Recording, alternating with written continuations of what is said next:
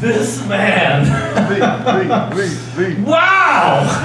Give this man a resounding. Once I introduce him, obviously he doesn't need an introduction because he's always already proven himself beyond a shadow of a doubt to be the most masterful piano player I've ever seen in my life, and with the most incredible repertoire. I mean, literally, he's a man that knows all and plays all. And so, show your appreciation for Mr. Roland Bashura! Thank you. That was the most spectacular pre-show music. Unfortunately, I can't follow that act, so the show is canceled. Anyway, I mean, how can I? But the first thing that comes to mind is how to get this mic stand down. Good. And the first thing that comes to mind tonight, oh, thank you for coming. Give yourselves a round of applause. You know what happened to the other 35 people I dragged in? I don't know. There's something more important to do. I don't know, stay at home and watch old episodes of Leave It to Beaver or some shit. What the fuck was that? Stargate. Anyway, what? Stargate.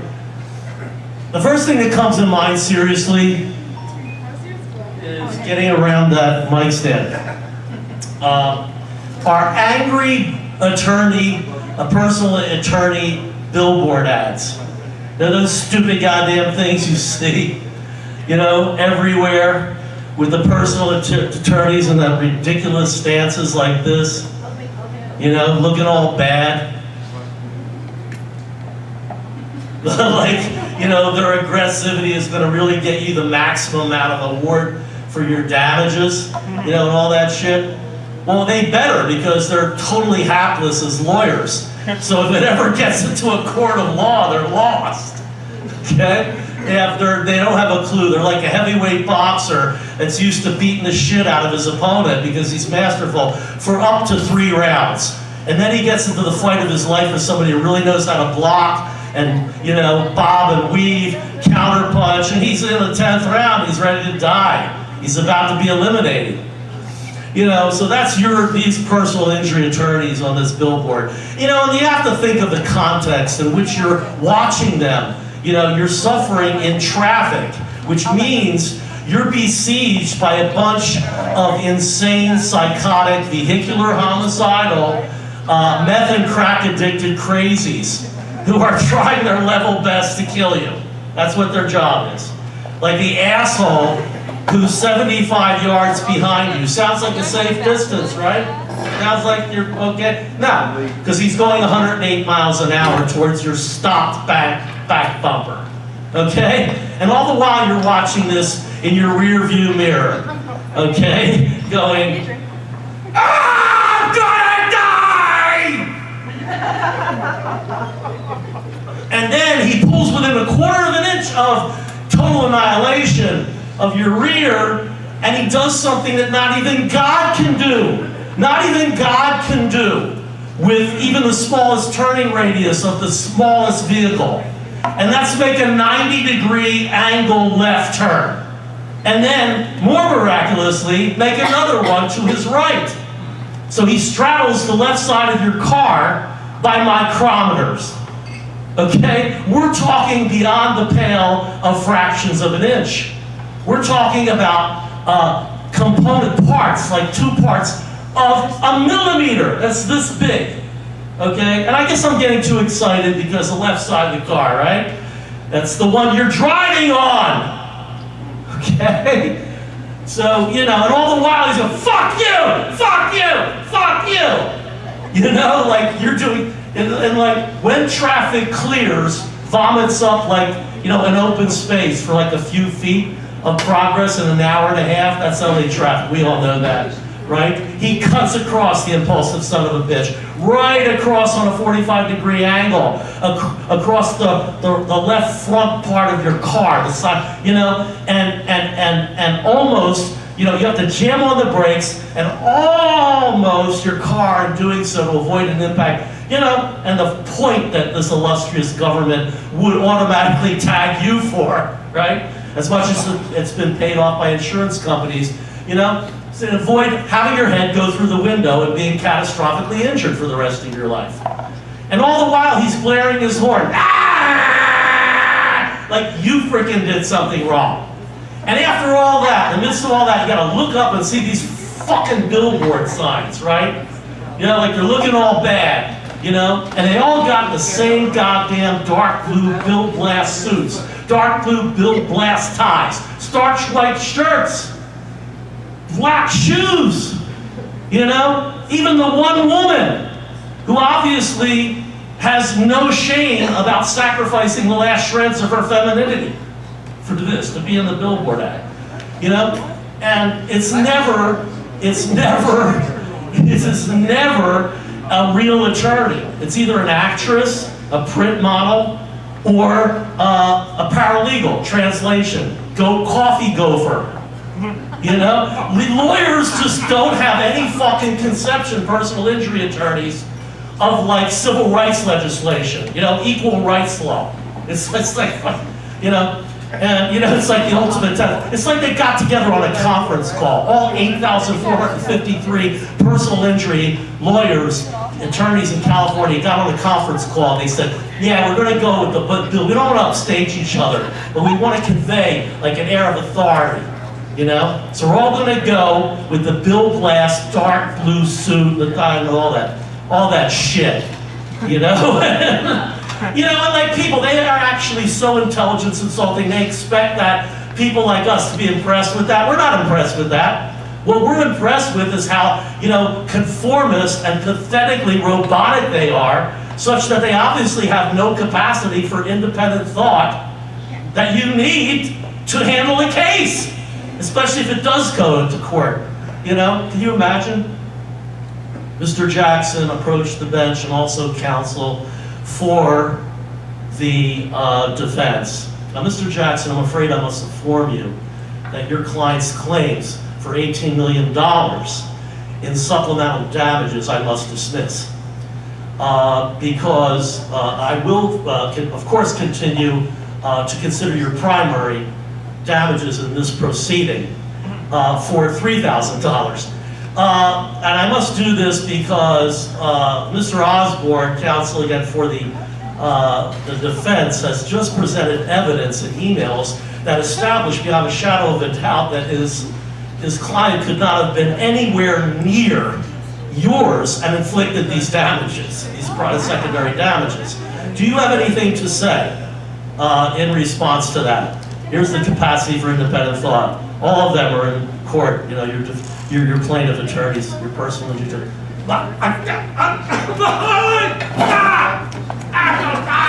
You know, the chief attorney's one of his associates. Get him!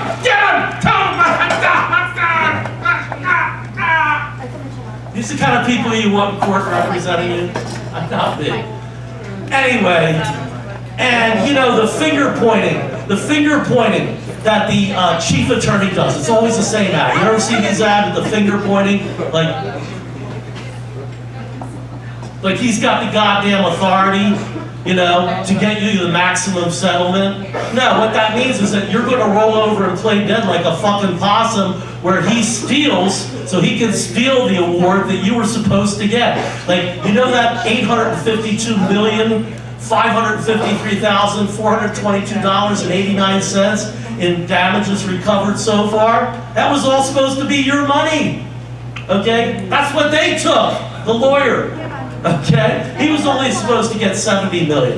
And you might say that's impressive. Hey, that's like close to $1 billion, right? But what they don't tell you is it took them operating all 103 years as a legal firm in every state in the Union, you know, including the U.S. territories of Guam, Virgin Islands, and Puerto Rico to get to that figure. So anyway, the next thing I wanted to get into was Aretha Franklin, my childhood idol. You know, really deeply, sincerely saddened me to see that she died prematurely, you know, of a horrible disease. And Donald Trump, you know, from the safety and security of his remote hideout, you know, where he's like this, you know, waiting for the inevitable assassination attempts, you know, like, is tweeting accolades about Aretha Franklin. If Donald Trump was in this room, I just would tell him, I would ask him, sir, given for the fact that, you know, you barred blacks from your father's rental units in the 60s and 70s, you enslaved brown people, Latinos, to build your hotels and casinos in the 70s, 80s, and 90s, and most recently you propelled yourselves into the highest realms of United States political power by your association with white supremacists like Nazi bikers. I just want to ask you something, sir. If Aretha Franklin was in this room with us, would you rent her an apartment? Put the golf club down, sir. I was just asking for a friend. I fully believe that you would. He paid me $150, and that's why I promised you a golf vacation. That's why I lured you out here. Anyway, Trump, you know, I mean, you know, the man has set certain records. You know, when people are dragged away, I should go into first. When people act up in a public place, like the White House, you know, they have to have done to them, you know, what's called being dragged away, kicking and screaming. You know, like when a guy plops over the White House wall and he plops down onto the lawn, and he's raising a dagger up and down, you know, naked, running across the White House lawn, you know, screaming, "I'm gonna kill that motherfucker! I hate him!" You know, which, by the way, not only can no longer be considered a sign of insanity, but has now been adopted by the American Psychological Association as a standard for your mental competence to be able to own weapons. Okay? So if you have those fantasies, okay, you're now, you know, considered, and you want to act them out within a month or two, and assassinate Trump, it's actually a hallmark of sanity. You can get any nuclear weapon now, you know, Navy, any branch of the service, unlimited caches of weapons and munitions. And if you don't, you can get a fucking pea shooter. And that's all they trust you with. But, you know, I think we should give Donald Trump credit, you know, next to lastly. I mean, he's set a number of records. No other president has. He's the first president whose end of first 100 days marks the end of his last 100 days. Marks the beginning. Let me try this again. Okay, fractured. That's the only thing that got a fucking laugh out of me tonight. Is fucking up a punchline. I don't take anything. I'm saying pity laughs. Pity laughs. Come on.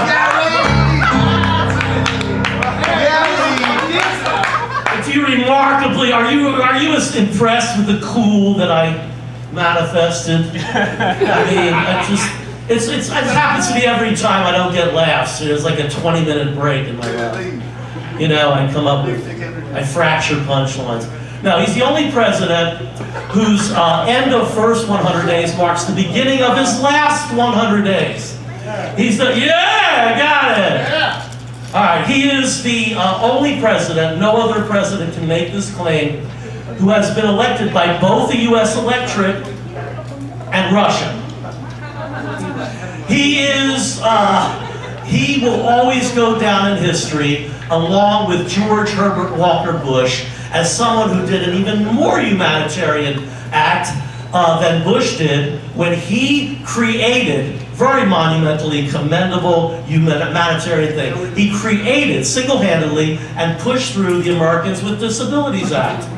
Well, no less significance is Donald Trump, what he did, by virtue of the intellectual standards he brought to the presidency. You know, he has created a whole new access route for a previously excluded demographic to that office, the mentally retarded. And,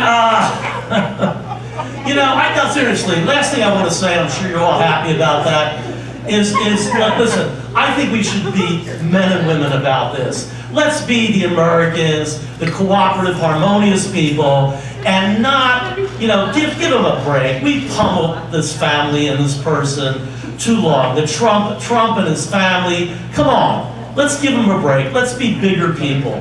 Let's show some respect. You know, his family didn't do anything. So let's show Trump and his family the respect that they deserve, okay? Given the position that they hold. Baron Trump for president! And Melania, his mother, for vice president. I mean, first of all, she's got the necessary skills, right? Personality, demeanor, even-tempered, you know, to fulfill to the best of any vice president the foreign relations function of a vice president, negotiating treaties, stopping wars and conflicts. Why? Because any woman who could deal with the fact without, you know, having a temper tantrum even, or complaining of her husband having bisexual and homosexual, you know, bisexual and heterosexual relationships with a sleazy hooker and her friend in a room next to her, which you could probably hear all of, you know, while she's, you know, in labor with Barron, you know, and not say anything, is just the person with the perfect temperament to do foreign relations. You know? And let's look at Barron lastly. Even with autism, okay, and being only 12 years old, he's still more cognitively competent than his fucking father. So for God's sake, there's no fair reason we're excluding him. Barron Trump for president! That's my routine!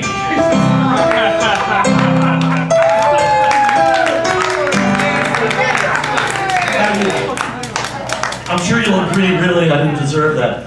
You're being polite. Listen, my next guest is a terrific, I saw him at an open mic here, Abraham Bosch had an open mic here. I hope he shows up. I want him to do his chicken story, it's hilarious. It's funny as hell. He rescued a chicken, and the thing, like, I won't blow it for him, but blow it for you. If he would show the fuck up, he could tell the story, it's funny. But anyway, my next guest, I saw at an open mic here, and immediately I booked him, and he's such an agreeable, fantastic guy, he agreed. And he's promoted the show, he's done, you know, he's worked hard on it, and he is the producer of something called the Suited Comedy Show. The more important thing is that it's a week from tonight at the Union Comedy Club, right? Comedy Union. That's at Pico and what's across the street? Pico and La Brea. Pico and La Brea. It's a little bit west of La Brea, right on the north side? Yeah. Okay. Ladies and gentlemen, put your hands, your voices, your French fries together for Mr. Terrence Murphy!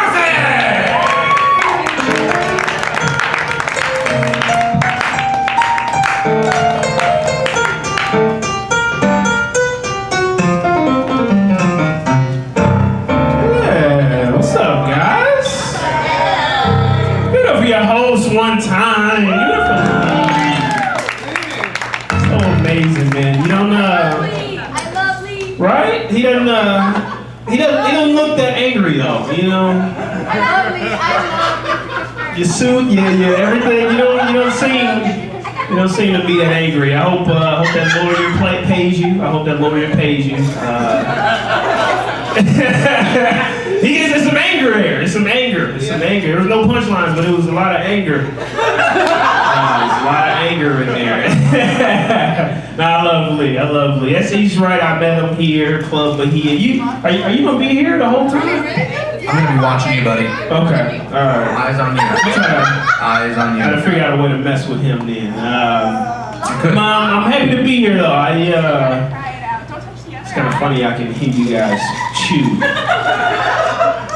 It's cool. It's intimate, man. That's what it's about. But I am happy to be here.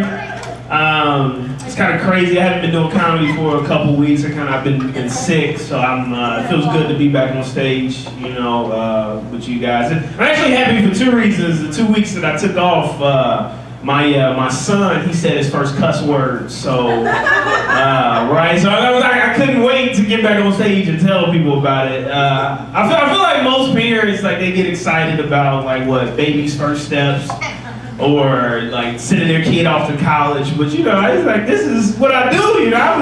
I got emotional when I heard that. Is nigga a cuss word? What do we think? What's the panel like? I mean, not for me. I'm asking the white people here.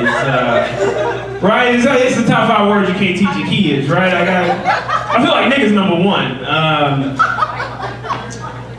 It's just, I'm always so curious the conversation that like white parents have to have with their kids about that word, like, mommy, it's just a word. Rebecca, you can say shit, but not this, okay?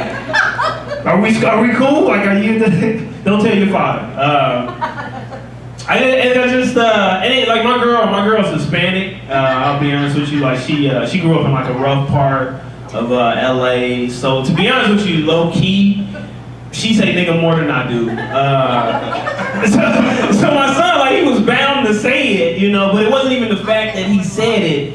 It was that he used it the right way. That's why I was proud, Like how do you say nigga? Hello, sir. Okay, good. Just checking. I want to get him involved, all right. He said out tears. I couldn't. Oh man, that's so funny. It's just funny to think that my son, he's 2, he can say it. And how old are you? Just hit the dirty 30 club. 30, all right. And see, and then he can't say it. That's good. I just turned 32. That's what's up, man. It's just funny, man. I like racial humor. I don't know if you can get that vibe from me. I like a little racism every now and again. See how quiet it gets. I know it's weird to say. Like, don't kill me. But I want people to acknowledge that there are benefits to racism. Like, we might not think of them right now while we chewing our chicken wings, but but there are benefits. Like my girl, she works for Southwest Airlines, so I fly a lot, and you guys know when you like board the plane and you get to see like all the eyes looking at you, like I think there's no better feeling than watching the face of a white woman change in the distance, like when she know like I'm about to sit next to her, Or maybe she gets uncomfortable, but I get arm space, I think that's a benefit, right? Like I don't care what you think, but bitch, move your arms. You're touching my jacket. You can hate niggas, just you can't be fat and racist. That's all I'm saying. Move your arms. You gotta have fun with racism, man. I don't know why I'm on this racist kick right now. You gotta have fun with it. Black men know what I'm talking about. The 2 of us that's in here, right? I see you, man. Like we gotta be the most jovial when it comes to race, because a lot of people are afraid of us, Like what's that about? I just feel like it's 2018, and like black man.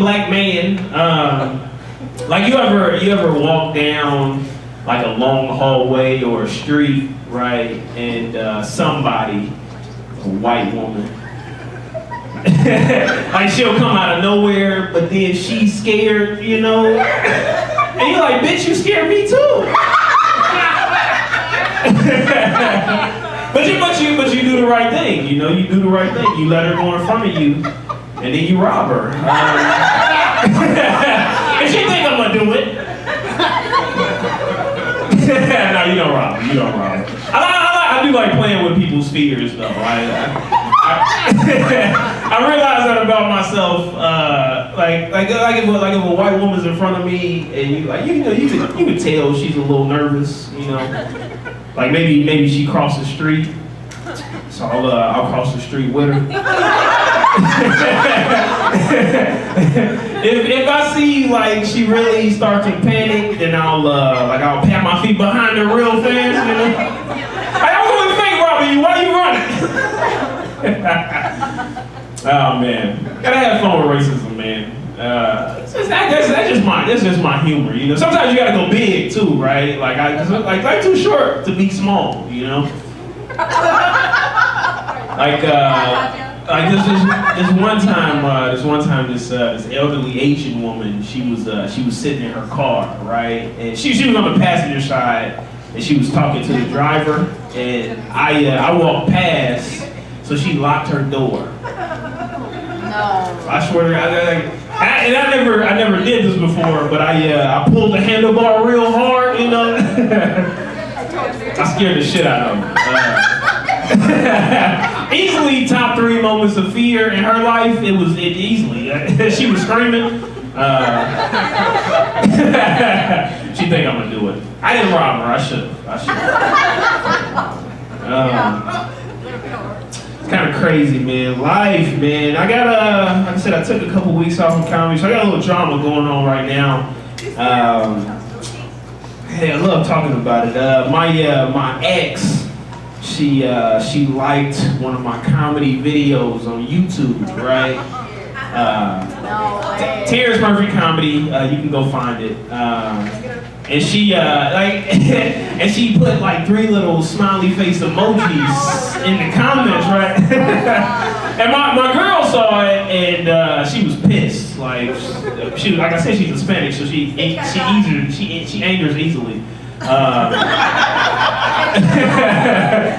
She was pissed. So like apparently my girl had reached out to my ex, like, hey, can you not comment on Terrence's shit? You lost. So my ex is doing this anyway, right? And so my girl, she started typing underneath my ex's comment, right? Talking shit, looking at me like, you need to control her. You need to get her, you know, before I do.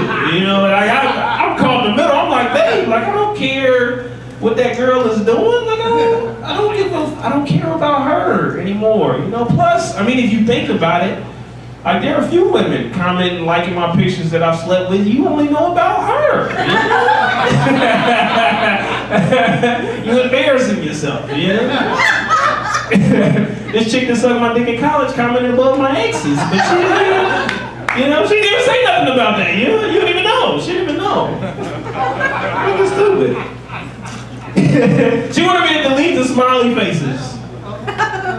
That was a serious conversation that we had. I swear to God. And I'm trying to get it done. I'm like, babe, like you gotta look at the bigger picture here, okay? Like not these 3 small ones, you know?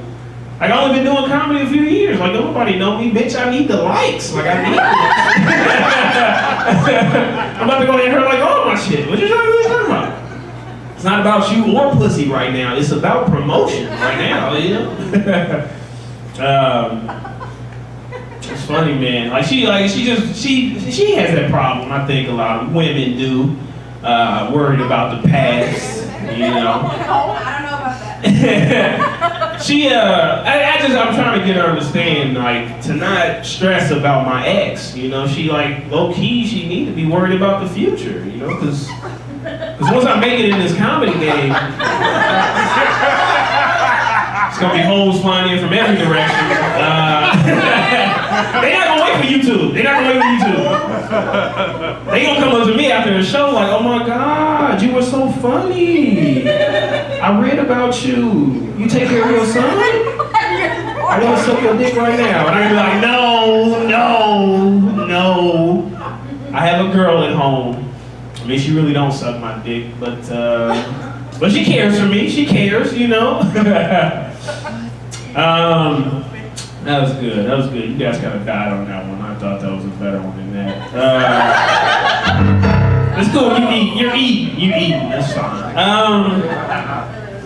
Yeah, I need the lights, man. That's kind of interesting, fellas. I don't see too many couples, but fellas, have you ever told your girl that you like thought about sleeping with one of her friends? Yeah. Oh shit, you got No. She, my girl knows this. My girl knows this joke. And I'm not saying, like, if you're in a relationship, I see y'all not with nobody. Like, if you're in a relationship, I'm not saying. Well, I mean, I know you guys got men at home. This girl's night, right? Like, okay. Yeah. I'm just saying, like the men. What you saying? What she saying? Ah, shit, I missed it. Damn it. It's just my girl. Like, my girl's amazing. You know, like, she's funny. You know, y'all still laughing. What did you say? What was funny? Now I gotta hear it. Bring it up one more time. No, it was only funny the way. In the moment, alright. I should have been there. I am here, but you don't want to share.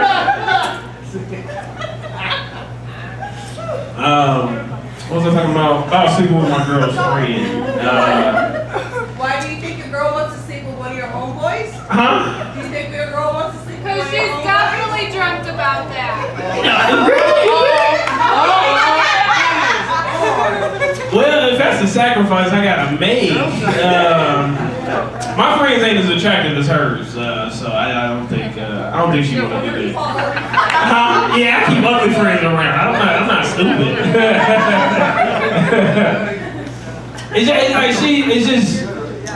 She just has a lot of attractive friends, you know, and like they know I'm a good guy, right? Like they know I'm faithful, you know, like they'll follow me on like Instagram and social media, and you know I'll follow back, you know. I don't want to be rude, but like that's when she would get upset, and I'm like, babe, why would I risk this? You know, like why would I risk everything that we have to sleep with one of your friends and I can go fuck somebody we both don't know? You know, like I'm just mad she's not thinking. You know, like use your brain. I'm not gonna fuck somebody that's gonna text you about it. Like that's stupid. Like, hey girl, I don't know if Terrence told you, but let's go get our toes done and talk about it. We gonna see her later, you know? Like, it's stupid. Alright. Good laughs. This might be a black joke, but I'll say it anyway. I know my audience. Have you got like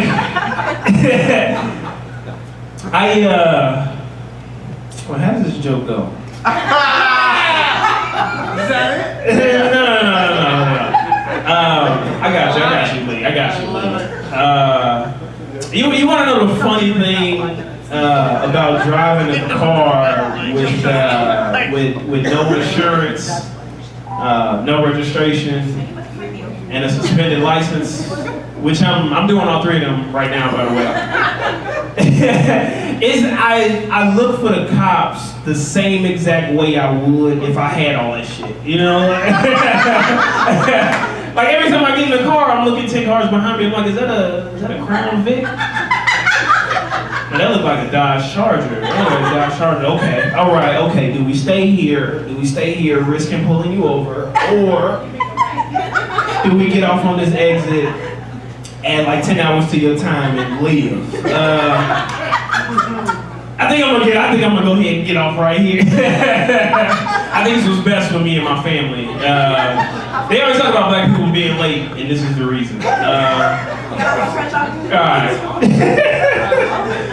I kind of want to end on a better joke than that. Fuck it, Terrence Murphy, guys. Give it up for y'all. Student comedy, man.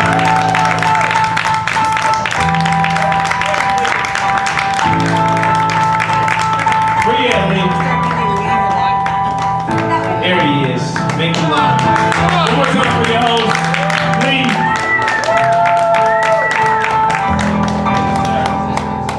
Do it again.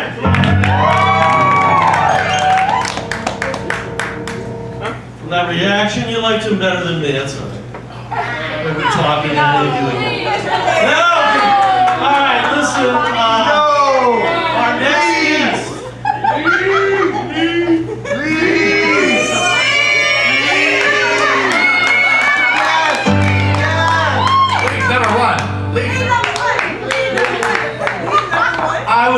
since I was a kid, I was really embarrassed at parades. Honest to God. Don't let, no, kid.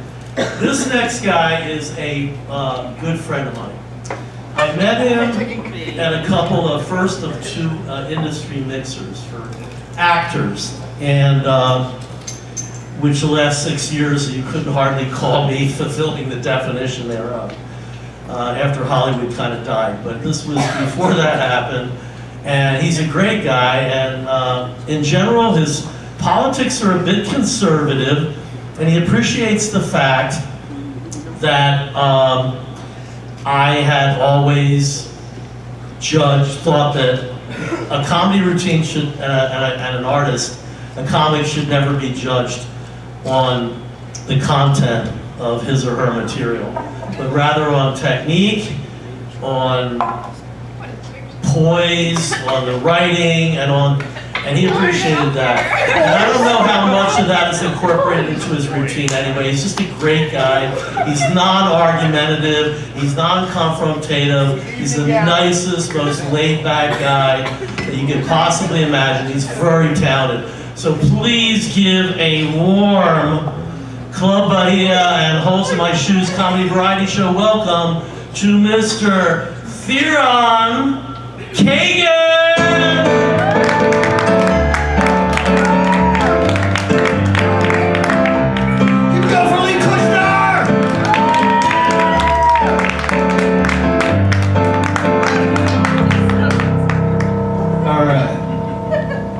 I don't know if you guys can tell by the lighting.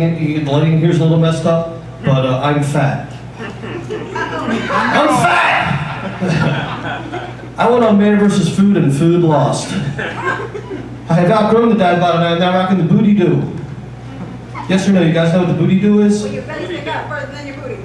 Yeah, that's right. I'm busting out more than your booty do. I said yes or no, but she explained it. Are there any other jokes you want to tell them up here? Okay. All right. I think girls should date fat guys though, because we're not going to send you those pictures. We can't. This gets in the way. I found this out recently. I said one to my girl, she's like, "Did you just send me an ultrasound?"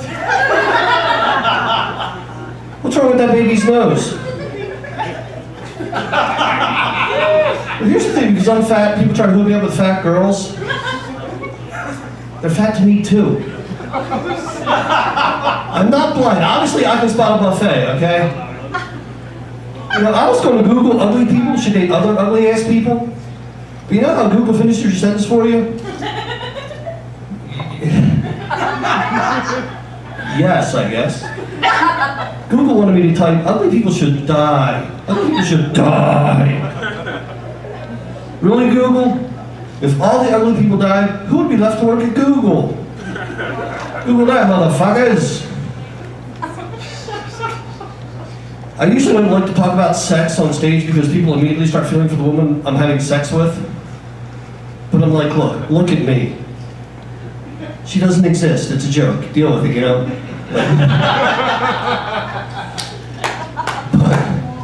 But actually, I did meet somebody on Facebook and we hooked up in Vegas and I hate to gross you people out, but there was sex, okay?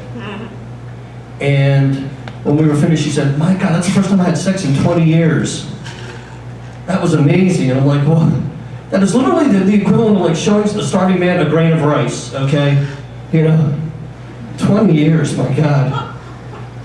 And I was worried because I was talking to another one of my friends, and she's like, "I haven't had sex in 7 years," and she like immediately fell in the shower and broke her nose. So after my friend said she didn't have sex in 20 years, I was like, "Don't move, okay? I don't want to get some wily coyote dropping an anvil shit on you, okay? Just, I'll wheel you around the rest of the time." It sounded like some bad luck to wait that long to get laid. Any sports fan? You guys like sports? Anybody? Fantastic.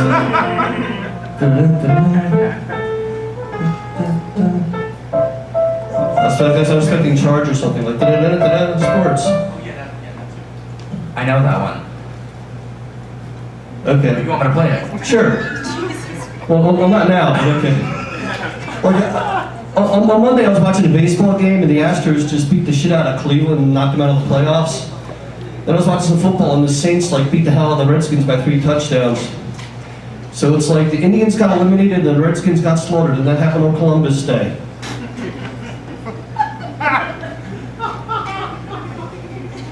These are facts. I'm not racist, okay? And like Coach, I'm from Philadelphia, and I was really happy about February this year. You know, and I think you should go lighter on Trump, okay? Because the Philadelphia Eagles Super Bowl championship could only happen during a Trump presidency, because the Eagles fans are like the Trump of the sports world, okay? Okay, Donald Trump will throw snowballs at Santa Claus. Eagles fans punch a police horse, Donald Trump will punch a police horse. Who we kidding? Right? Okay, fine. You guys like the Cowboys? Fine, the Cowboys. Fuck. Christ. It's the Dallas fans. Okay, I am 50 years old. I have never been married, and I have no children. Woo! Some of you sound jealous, but thank you. You know, but I hate these people that go, oh, there's a lid for every pot. You meet these assholes? There's somebody for everybody. You'll find someone. There's a lid for every pot. Everybody's got that one fucking pot. They have no idea where the lid is. One box or one piece of Tupperware where you're like, I'm sure it's around here somewhere. I'll find it. No, you won't. Okay? I mean, I know from the fact that there could be somebody out there for me, but the world is a very big place. So for all I know, my wife was pulling fart jokes in Bangladesh, tripping over the lid you guys thought was in your storage.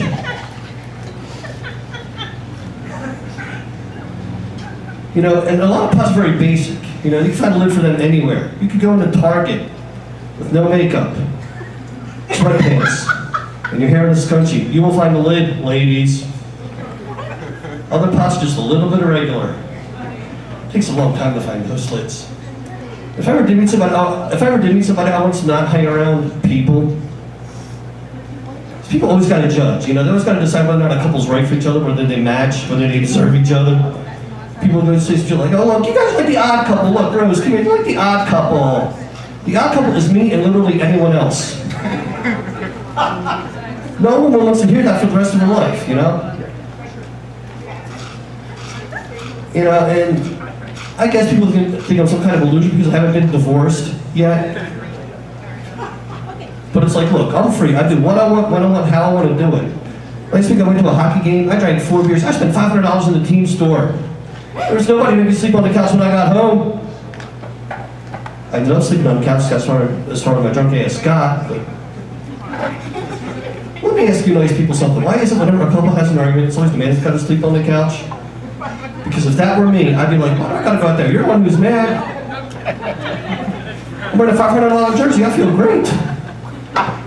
Besides, I paid for this bedroom set. Why don't you go make some shit you bought?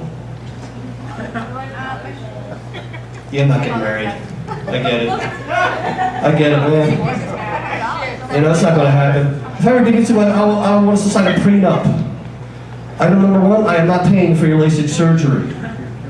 If this is attractive to you, that's as good as your eyesight needs to be.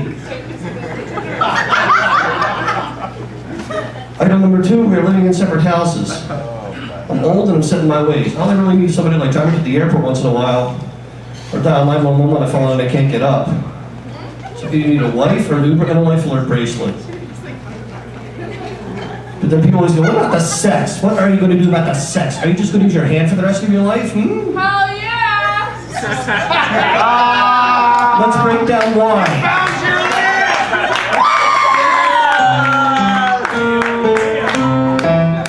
Number 1, my hand is never not in the mood. Number 2, my hand looks exactly the same as it did in high school. And number 3, when I'm finished, my hand doesn't ask me if I was thinking about other hands.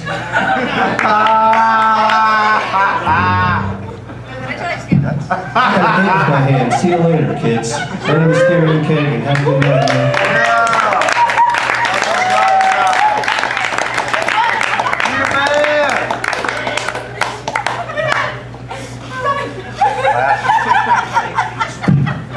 You know, anybody that's really good as a comic, you can make me laugh. this time, especially. Ah.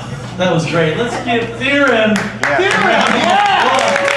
That was great. He worked so hard. Anyway, he didn't explain the kilt though, did he? I don't know. It's a new look. I saw him with the blonde hair, long blonde hair, but I didn't know there was a kilt below it. Half shots on Facebook. He was great. That's what you got, right? You know? You got half shots. Nobody knows what's lurks below. You know? You don't know what you're getting there. Words of the wise when you're dating. You're looking to Facebook, as people say on their Facebook profile. Oh, I joined Facebook to find the man of my dreams. Well, you're fucking crazy. Okay? Because that's like, I don't know what. Looking where you shouldn't look. Looking where you shouldn't be looking. And then complaining about what you find. Anyway, we are going into, just give a hand for Roland.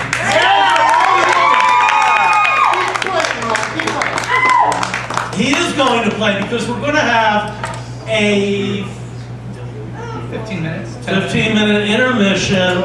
I think he can even entertain any request. I know he can. I'll try. But he's going to be playing. Give a hand. Avail yourselves of the bar.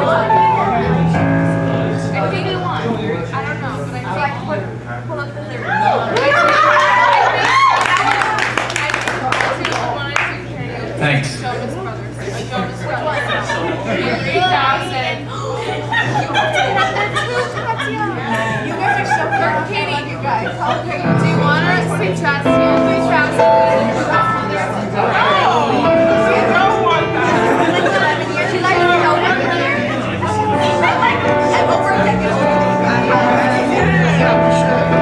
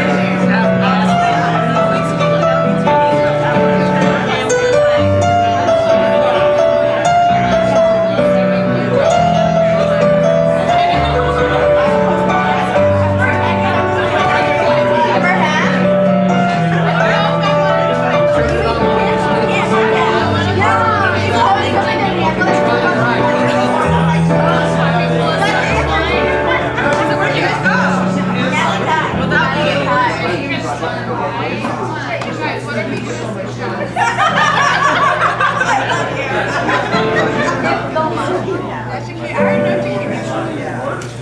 got a question for you guys. Do you guys like Billy Joel? Perfect. Do you guys have the lyrics to Piano Man? Alright, pull them up if you want to sing along. I messed that one up. Oh wait. Of course. Get up here on stage and sing it with me. Let's do it together. I'm not a singer either. I really blow. Come on up here. You don't sing.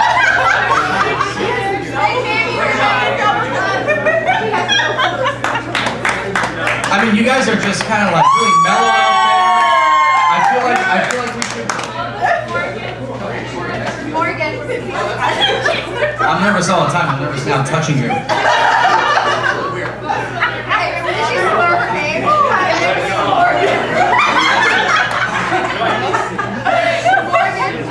Don't tell my mom.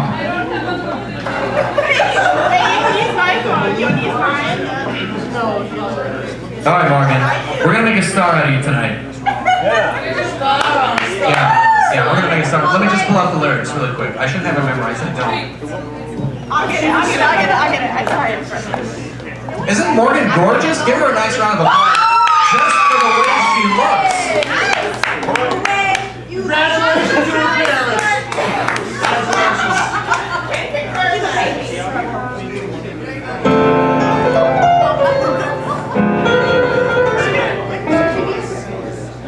Are you ready? No, give her.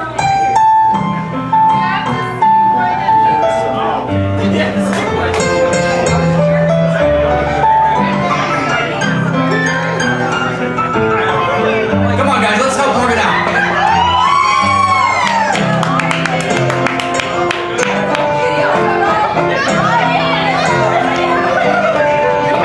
It's 9 o'clock on a Saturday. The regular clown shuffles in.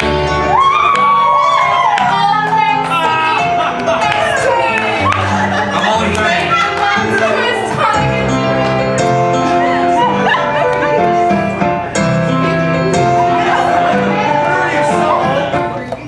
He says, son, can you sing me a memory? I'm not really sure how it goes.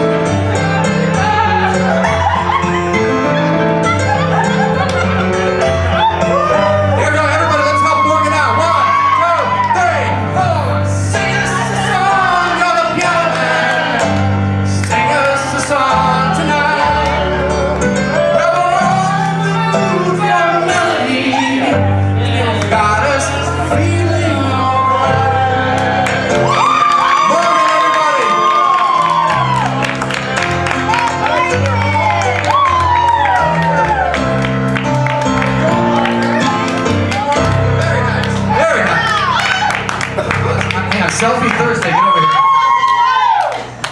Yeah! Selfie Thursday. Yeah, selfie! The hype on the cookout, send it to you. I was gonna sing that a cappella during your selfie. You get a video.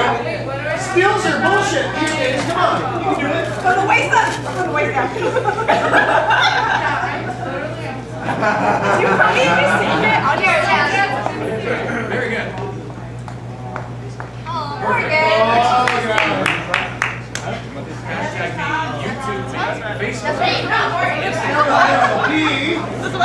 Socks! Socks! My socks! Bumblebee, bumblebee. There you go! Full frame now! Full frame! There he is! There's the piano man!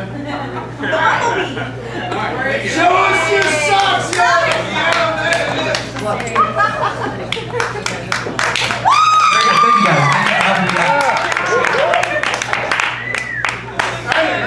You guys knew, does anybody want to sing New York? How are we doing on time? New York State of Mind? No? I know that one. I practiced that one. So no, moving out? It was so much fun though. I don't know. It's a classic though. No wonder about Beauty and the Beast? I don't know, guys. Come on. No, it's a request. You want me to bring Lee back on? Is he gonna sing? Let's make Lee sing! Lee sing! Lee sing! Lee sing! Lee sing! I don't know if that's gonna work. Lee sing! I have no idea what we're getting into. Come on, sing, Lee. Pick a song. Have him sing. Sing a song for us, Lee. Pick one, Lee. Come on. Uh-oh, they're at the elbow. There it is. Elbow the song, Lee.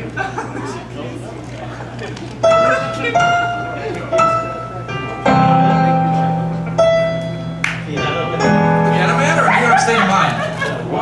I think New York State of Mind would be good. Do it, Lee. I think Sing we it. do. Dance to your I don't song. know the lyrics on that. Come on. You don't know the lyrics, sir?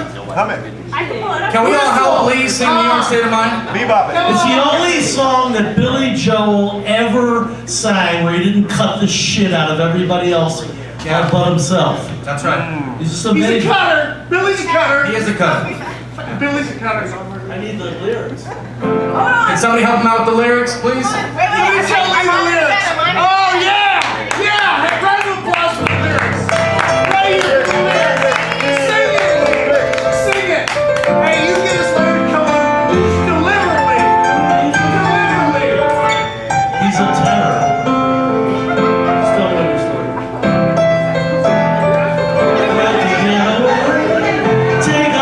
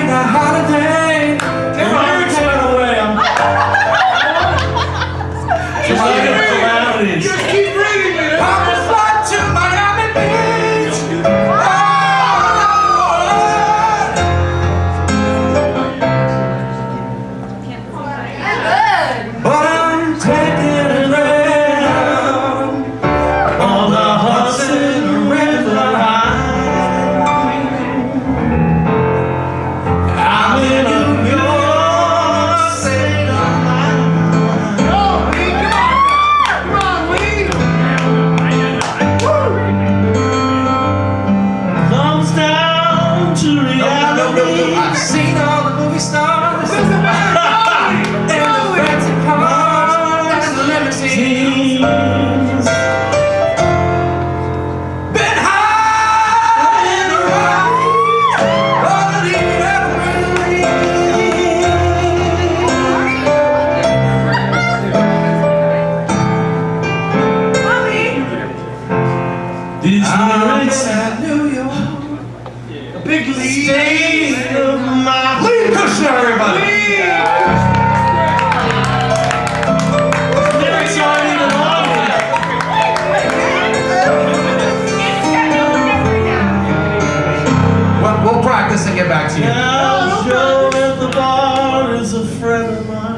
Just did that, Lee. Where were you?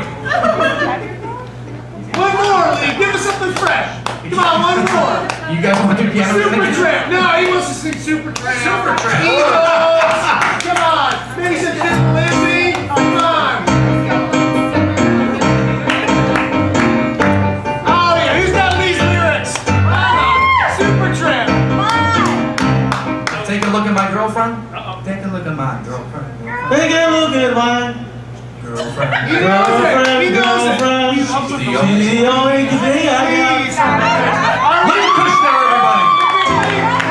Alright, somebody's got a cell phone here. I have an announcement tonight. You got lyrics coming, Lee. I have an announcement. I know certain songs. We can only do this because they're VIP. That's the only reason why we're doing it. We have, We're PIV. the owner, Michael Higgins, informs me that out of the generosity of his heart, Open them up. they have a $3 margarita special! Oh, yeah. And I'm getting that son of a bitch. Please, $3 margarita Kushner. Now, without further ado, here's a guy. I had 2 local comics drop on me. And, you know, one guy had discovered, this is the truth, it's funny because it's so preposterously exaggerated. It's by definition funny. Okay, he decided that he was remodeling his kitchen. All of a sudden, he decided to remember that he was remodeling his kitchen. And he couldn't help promo the show or be in the show. The other one was helping me co-produce stuff. She decided, I had her as headliner. And I'm so glad she bailed. She said, oh, it's my first casino job. Will you please forgive me? And I said, well, I'm happy for you, and the answer is no. So instead, I got 20,000 times better talent. I talked to a guy by the name of Warren Durso, who's the salt of the earth, a fantastic, dedicated guy. If you're ever in Las Vegas, and you will be again, go to his Bonkers Comedy Club. He books comics. Oh, thank you!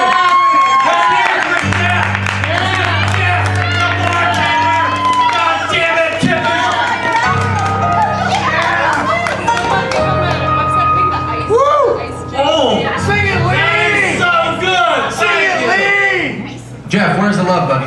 I would have had this before, but I never drank before. It's okay. Getting on stage because I don't want this mind to be any further knocked out of whack than it is already by chemicals. Anyway, so Warren Durso suggested 2 people that are going to conclude this show, both of whom are TV credited headliners. Not only that, they are the salt of the earth. These guys, they just came to the fore, this man, this woman, and just immediately agreed to do the show without any hesitation, question, qualification. And you know, and I hate to say it, because my show's been predicated upon trying to achieve equity where there was none in the field of LA comedy. And they really didn't ask me at all for any money. And that's not fair. And I hope we can rectify that tonight, you know. But for the time being, I want to introduce the name of the show. Unbelievable? Okay, he's been on Netflix and he's going on Netflix. He's got a new show, Unbelievable. Okay? He is zany, crazy, funny. Please put your hands together, your chairs, your quesadilla, halves of your pita slices, and welcome a great comic, Mr. Stephen Briggs!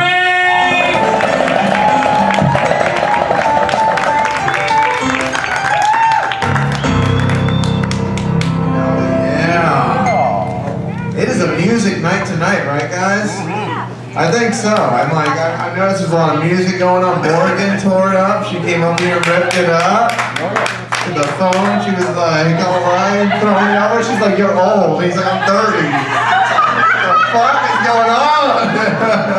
Morgan, how old are you? 22. Okay, 22-year-olds do think 30-year-olds are old. Like, so I know what you mean. I know. I shaved too today. I shaved. I'm with you, man. I'm like, what the fuck is going on? Okay, cool. You know what I'm talking about. You know what it is? It's just white, and it just falls apart quicker. You know what I mean? Yeah. We're like, we're 30, but we look 35. I understand. That's what happens. It happens. You know, it's a music night. I like rap music.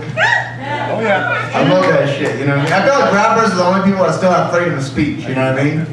And I think it's because there's a beat behind it. Because if there's no beat and a rapper jumped out at you and started going a cappella, he would be a homeless man.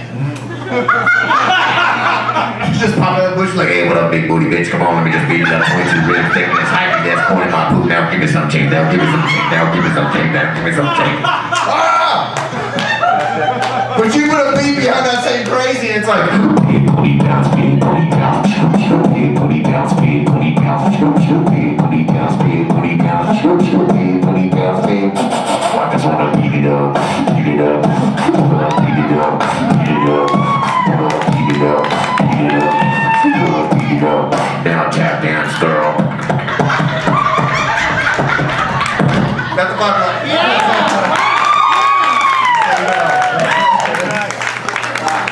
Honestly, rappers are like hypnotists because no matter what they say, girls do it on the dance floor. They're like, drop it low. They're like, I'm dropping it.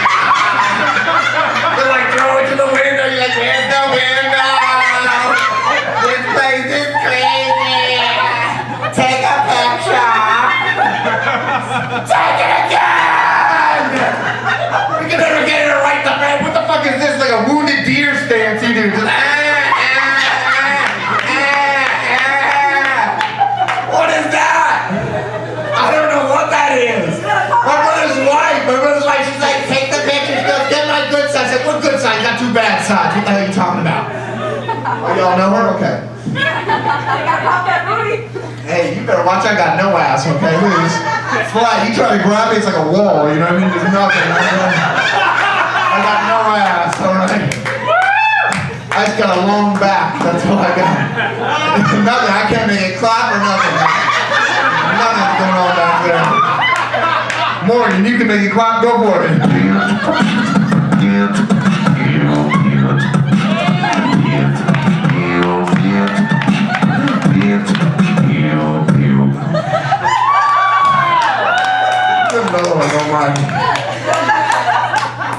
What's going on, Morgan? Single in a relationship? Obviously single. I'm here to the masturbation contest. Fuck, okay, just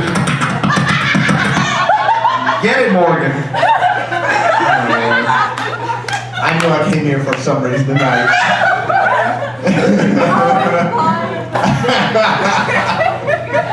That's good. You saw that? That's like very rare that a white woman has booty like that. Or talent. Yeah. That's crazy, you know. You don't usually see that. Most white girls have no ass and they try to back it up on you. It hurts like butt bone and pelvis, like two lambs head running. Just kind of like, You're like, what the hell is that? It's weird, and I don't know guys appreciate a nice butt. Most guys are boob men, and by boob men I mean big boobs, not little boobs, because little boobs like White Castle burgers need 6 of those to be satisfied. I'm like, like I saw a little boob woman breastfeeding, I'm like, that's not whole milk. Well, that's 2%. What is when you see someone with no boobs, but they still wear a bra? That doesn't make any sense. Like if I don't own a pillow, I don't go get a pillowcase. People love boobs, man. They have their own holiday called Mardi Gras. I know, you want to see boobs, you throw beads. I'm an ass man, so I'll throw anal beads. I'm like, come on. Man, anyone been to Mardi Gras before? Just me? Okay, I'm a soul survivor? Okay, I got you. I saw this woman with Naples houses on, but she was 80 years old. They're just down to here. It just looked like she's doing street sweeping. Just give her community service for that. My younger brother just got married, which is weird. He got married. My parents are proud about that. They're like, oh, he got married. He got married to a Spanish girl, which is weird because he used to date Japanese girls. So my dad's like, oh, you went from soy sauce to hot sauce. Okay. I was like, David, what's the difference? He's like, I don't know. I still get rice with every meal. Oh. They were playing dubstep music at the wedding. I don't know if you heard dubstep music. It sounds like a guy with a voice box made it. It's like, I want to live in a cigarette right now. It sounds like a bracket going up after a party. Then a laser gun just wants to go off for no reason in the music, so it's like, you're like, what am I in fucking Star Wars right now? What is going on? That's the weirdest. The only thing more weird than that is I've never seen a guy with a voice box have a regular job. Where is this guy? I want to walk into a place one day, automatic doors open, just. He's like, welcome to Planned Parenthood. Or wherever you guys go, welcome to Walmart. I love Walmart. Walmart's the only place I can walk into and truly feel like a 10. I'm like, I am killing it today. Yes. I will catwalk this clearance aisle, okay? I'm hitting on women in Walmart. I'm like, you can't get anything better than this. All the rest of the men in here are wearing pajamas. You better take it while you can. You better take it. Better take these little cheeks. I haven't go on dating apps or anything, okay? I just walk to Walmart and start swiping people out the way. I'm like, next. You'll do. Okay, let's do this.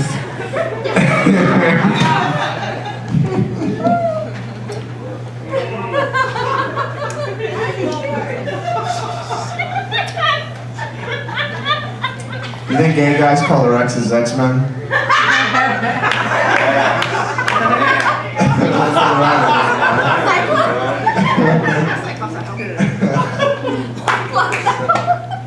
Taking a picture, go for it.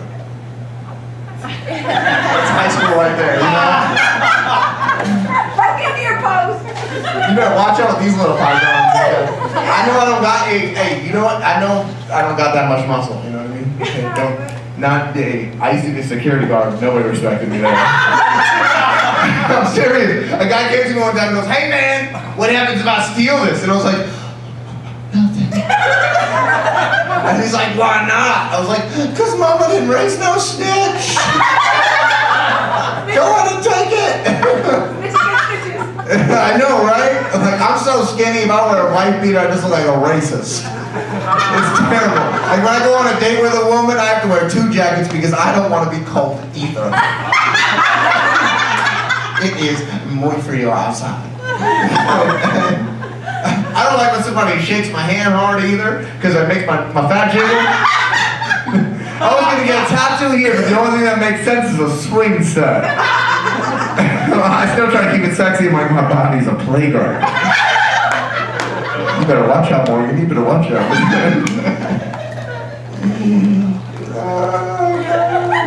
My mom started dating somebody, which is weird. I don't know if anybody else has been. Anyone else have divorced parents? Yeah, okay. They're back there. Okay, all right. So we talked earlier. My mom started dating somebody, and I don't like this guy. No, because he's my age. Yeah, I haven't liked this guy since middle school. It's terrible. My mom's Puerto Rican, which is weird, I know, because this doesn't look like a Puerto Rican face. This looks like a face that doesn't like Puerto Ricans. It's weird too, you know. And my mom, she's my parents are divorced, but they still live in the same house together. Yeah, right. I know, right? And my mom's a correctional officer. Yeah, if you don't know this, that's somebody who's an officer that works in the jail. Yeah, I know. My mom does crack that whip. She's serious about it, you know? And she doesn't like, when my dad's home, she doesn't like him listening in when she has her friends over from work. So she speaks in code. Yeah, called Spanish. He doesn't know what it is. My mom's Puerto Rican, my dad's Czechoslovakian, so that makes me a Czech that bounces.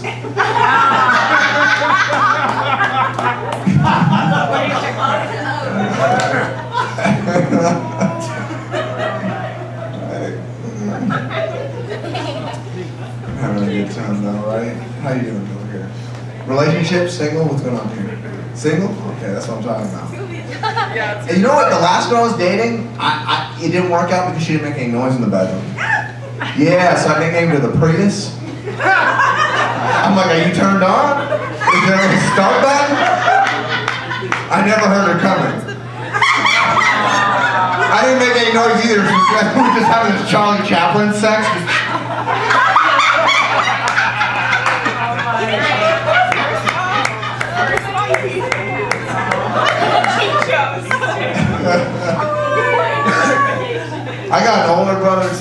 My older brother, he's 50 years old. 50 years old. And he lives with my parents. And he's balding.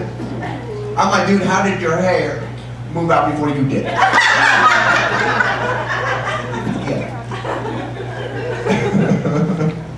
We went to Ibiza, Spain. I don't know if you know about Ibiza. Ibiza is known for having the biggest nightclub in the world. Yeah, we were there before that song, okay? We were there before that song. We said that song bit off us. You girls are getting white girl wasted, okay? This is a new kind. You know what I'm talking about, you know what I mean?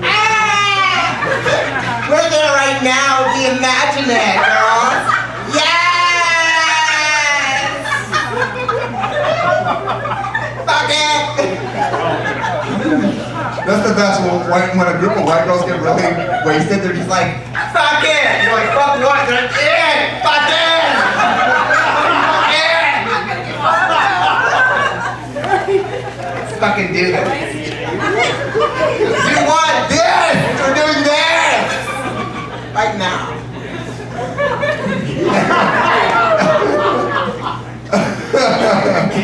That's like I saw when Morgan came up, I was like, that's white girl wasted confidence. She's like, I can't sing, but give me the fucking mic. I know the lyrics, but fuck it, let's do this. She pulled out her phone and pulled up the lyrics, and she's like, you're fucking old. And I'm like, oh, that's white girl wasted, just too much confidence. Yeah, she's just like, what? She's sober? Damn, Morgan, you got too much confidence. What do you do for work?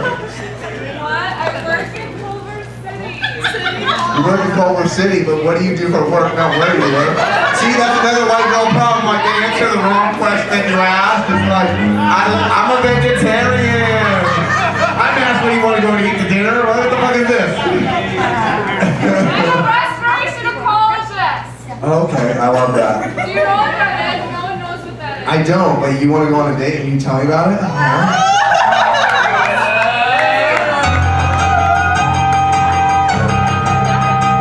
What do you think, lady? Do you think? I think we look good together. Oh yeah.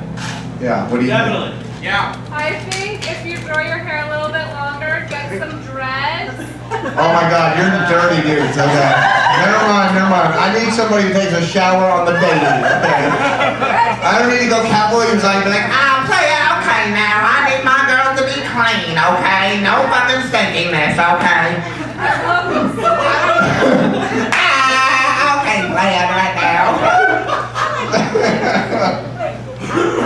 you want dreads? I don't know. I'm really attracted to long, like greasy hair. Like Okay, you're attracted to white guys with dreads. That means somebody's dad pays the rent, but they fucking can afford to not take a shower. Gotcha. Okay. I got you. No, I totally get it. You know what I mean? Yeah, that one, I'll never hit that point. Because I like showers. Yeah, me too. Look, you and me, we're both 30. We gotta take showers, you know? Because we already look older than when we look, you know what I mean? Because women already call us old, so. It's a rough time. Listen, I have a gay roommate, okay? I can't grow dreads. Not when you have a gay roommate, all right? My gay roommate's crazy. He just came out to his mom's a nice Jewish lady, but he doesn't want to come out to his dad because his dad is a German guy, so it's like he came out of the closet but he's still in the attic. Hashtag diary. You know? He's quieter than a Prius over there. It's weird, he keeps you up at night because he has a vibrator. I didn't know for the longest time. I thought he was just cutting hair, just like 11 o'clock at night. That's really thick hair. And I can't say much, you know, I'm not the most experienced guy. I lost my virginity when I was 22 years old to a black girl named Pearl. And I didn't know what I was doing. It was crazy because she called me at 1 o'clock in the morning. I didn't have any money and I didn't have any gas in my car. I didn't let that stop me. I called AAA and had me towed to her house. Take me to our house. Going down. I got there, I didn't know what. I should try to copy Puff Daddy music. I was like, oh, that's right, bad boy. Can't stop, won't stop, bad boy. Like, oh, come on. No. You need to eat the clam before you get the pearl. I was nervous. I said the least sexy thing. I was like, I think oysters make pearls, not clams. And the whole thing. Why? I think the weirdest thing ever happened to me, one time I had sex with a pregnant woman. Yeah, she was 7 months pregnant. Oh, hell. The weirdest part was right when I came, the baby kicked. I was like, hey, that is no way to treat your younger brother. I like how that joke hit some people late. Oh my God. If you think that's bad, let's take it a little further. I looked at the definition of a serial killer. Definition of a serial killer is somebody who's killed 3 or more people. I don't know if you noticed, the guy who killed Jesus was a serial killer because it's the Son, the Father, and the Holy Spirit. Yeah, Christians get mad about that joke because I take it this far. Nailed it. I like that joke because sometimes for some people the first punchline dies, but by the 3rd punchline the joke resurrects like Jesus. You cannot laugh at that motherfucker, it's too good. I love that. That turns everybody anti into it. What's up? No, if you don't, because I came from a religious family. Like 1 year for Christmas, my dad got me an action figure of Jesus. Like action figures supposed to be able to move their arms and legs. This one couldn't do any of that. All it could do was turn the other cheek. It floated in water. I was like, oh, one of the miracles. The jokes are too good, you gotta laugh at them, you know what I mean? You can't stop it, you know what I mean? If you stop it, you're just gonna fart or something. That's how it is, you know? I know it's good, because I'm really good at this, you know? I do this professionally. I do this and I take acid. I've done that before, you know? Anyone take acid in here before? One person, okay. Okay, Professor X over here is taking acid. The only time he walked, he's like, I could read minds. Have you taken acid?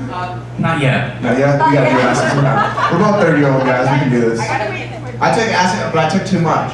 I took 3 tabs. You're only supposed to take 1. But I thought I was a big man. I took 3 tabs. I got sick. Here's the thing. I didn't know acid was an outdoor activity. I did it at my dad's house. I got sick. I started throwing up in the toilet. I went to go flush the toilet. The toilet started to overflow. I freaked out. I was like, oh, the toilet's throwing up too! Ah! My grandma came in. She's like, Steven, are you okay? And I started freaking out even more because her face already looked like it was melting. I was like, Grandma!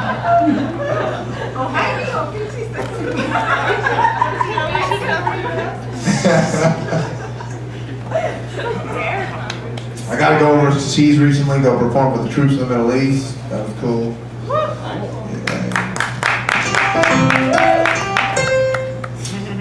We're taking this on the road. I was super excited about it. The first thing I did was I called my mom. You know, in my heart, I wanted to know that I'm better than my brothers. I was like, guess what, Mom? I'm going to perform for the troops in the Middle East. She goes, Steven, why would they send you there? I go, I don't know, because they think I'm funny. She goes, they don't think you're funny. If anything, it's a trick. It's ISIS.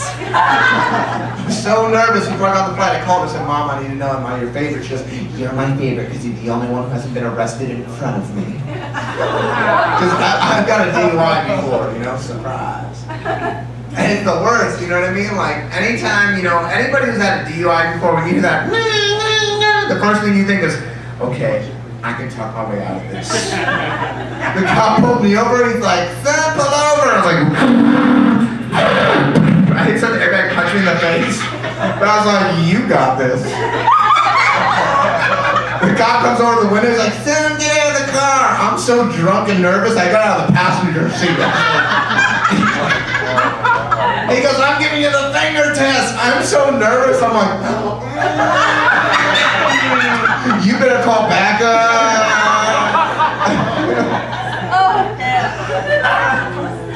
This is my gay roommate's favorite joke. He's the best. I remember one time when I came to the house, he goes, Steven, check out my $500 Gucci boots. What you know about these $500 Gucci boots? You know nothing about these $500 Gucci boots. I was like, that's great, man. Where's the brands? He's like, I don't got it, but it's a part of the mansion. Like, don't worry, you're drinking, I'm driving. We go outside, little I know this guy just traded his car for a scooter. He's like, Steven, get on the back. You hear the engine goes, ran.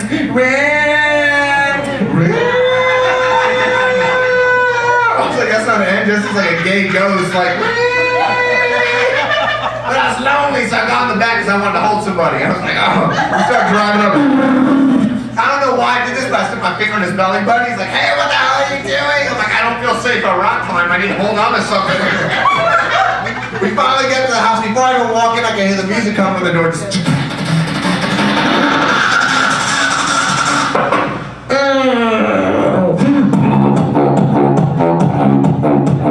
I'm getting down. I'm doing my baby dance. You ever seen a baby dance? It's like I got two dance moves. I got that one, and one I do when I'm really drunk. I learned it from the Discovery Channel called the Wild Salmon. I'm like, come on, Wild Salmon. I love salmon. I don't know if you know this. Salmon swim 900 miles just to mate. And I know some guys in here are like, that's not that far. But I'm having a great time. All of a sudden, one of these possessed women starts trying to back it up on me. She's like, you want this milkshake in your yard? Yeah, want all this milkshake in your yard? And she hits me with her butt and lifts me on the ground. I'm like, good Lord, we're going to need a bigger yard. But she's still coming. She's like, you want this milkshake in your yard? I'm like, get off me, woman. Oh, I am lactose intolerant. I excuse myself to the bathroom. Just I open the bathroom door. And I see these two dudes hooking up, and I'm like, oh! But you know when you see, son, and you don't know if it's real, so you gotta look back to make sure. I do that move, and I see those Gucci boots. I'm like, oh, Eric! He's like, oh, Steven! I got the rant. Thank you very much, I'm Steven Brooks. I appreciate you guys.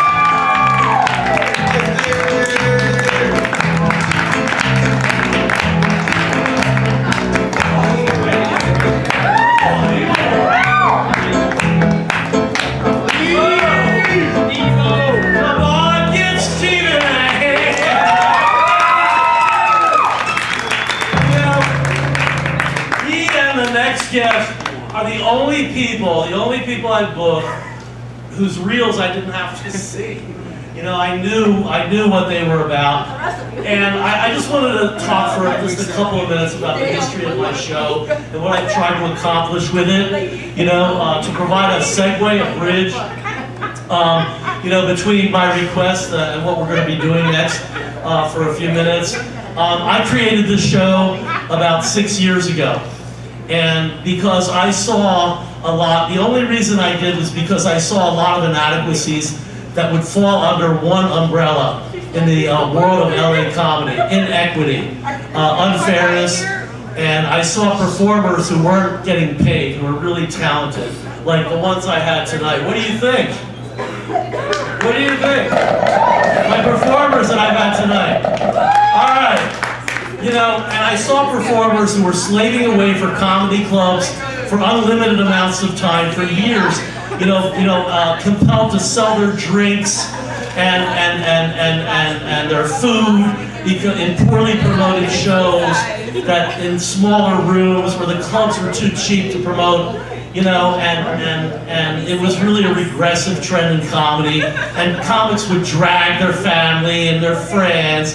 And there were lesser talented shows where, you know, they would keep doing the same material over and over and over again, you know? And I saw women being treated like shit, okay? Women are still being treated like shit in comedy in LA. That's the plain fact of the matter. And, you know, it's so bad that they've had to form very, very compelling all-female shows, which I love and I support, you know? Very talented people. You know, and some sexist, disgusting comments were made about the one or two females who were in a roster. You know, and I just made up my mind. I wasn't getting stage time, you know, because I passed all these booking auditions for clubs, but I wasn't getting, you know, on because I didn't prove myself and keep dragging people for 2 or 3 years and proving myself and doing the work of promoting for clubs. So that's why I created this show, and here were the principles, understandably. They were the highest talent imaginable, okay, and I think I've made my mark. Audiences flip for my shows. I've had to refuse a lot of comics, and then material that was racist, material that just wasn't hitting the mark, you know, material that was this or was that. You know, I saw comedy also being segregated. I saw there were all black shows, there were all Puerto Rican shows, there were all Hispanic shows at the Comedy Store. And, you know, I decided to integrate my rosters. There has almost never been a roster that does not include a person of color and never without a woman. Okay? That's one thing I insist on. And I even had a battle of the races, a friendly comics battle of the races at the airliner, the wrong place. It was a rock music bar, heavy metal bar, but I had it, you know. And so, in order to keep this going, you know, we need your help. And my paramount idea was to pay performers on gate, okay? Because performers weren't getting paid, you know, for all the hard work they did. They're very content to work for nothing, you know, to slave away, and they're happy to get the stage time. And to me, that was wrong. It was just dead fucking wrong. And so, in line with all this, you know, I'm going to ask tonight that I know you guys are few in number and a lot of you have paid, but, you know, to do your level best and provide a little donation thing, you know, as far as the Halloween spirit, the Halloween holiday, you know. Thank you so much, brother. And it was, you know, it's like you thought you were getting away with a free admission. We will get you with the torture of donations. And if we don't get the donations, you know, just a few dollars, you know what I mean? We will impale you on the stake. And I don't mean a top eye of round London broil, medium rare. I mean a steak. It will be painful. So listen, before I introduce, okay, yes, I think I shall. This second person, this is our top main act of the evening. She, like Stephen Briggs, was referred to me by Warren Durso. I'm going to be coming down to the audience. And in a second, why don't I do that now? See if we can. Bring me up first. Okay, I'll bring you up. She's producing a fucking show. All right, I told you we honor women here. Why can't a woman be the producer of the show? I've been looking for a co-producer. You can produce the goddamn show. Here's a woman. She's been on Fox, FX. She's been on Showtime. She's been on every goddamn media imaginable. Blazing a welcome. Little Bo Peep, otherwise known as Angie Crumb.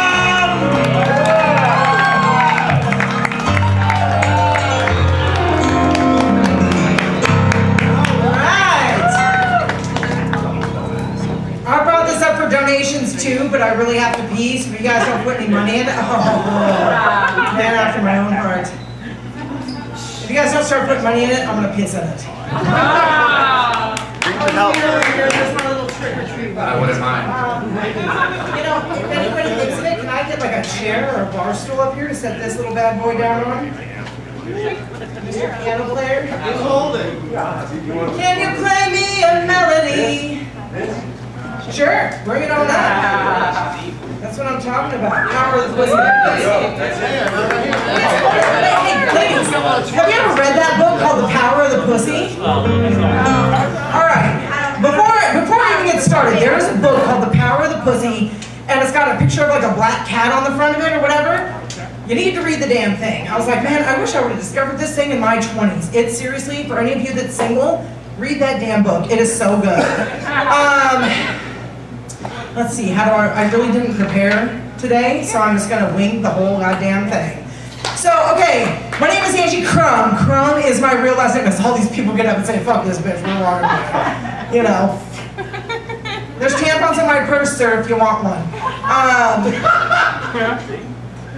So Crumb is my real last name. People always go, is that your stage name? No, motherfucker, that's my real name, you know. Oh, by the way, Lee forgot to say, I am called the dirty girl of comedy, all right? I was dubbed that name. I did not pick it anyways.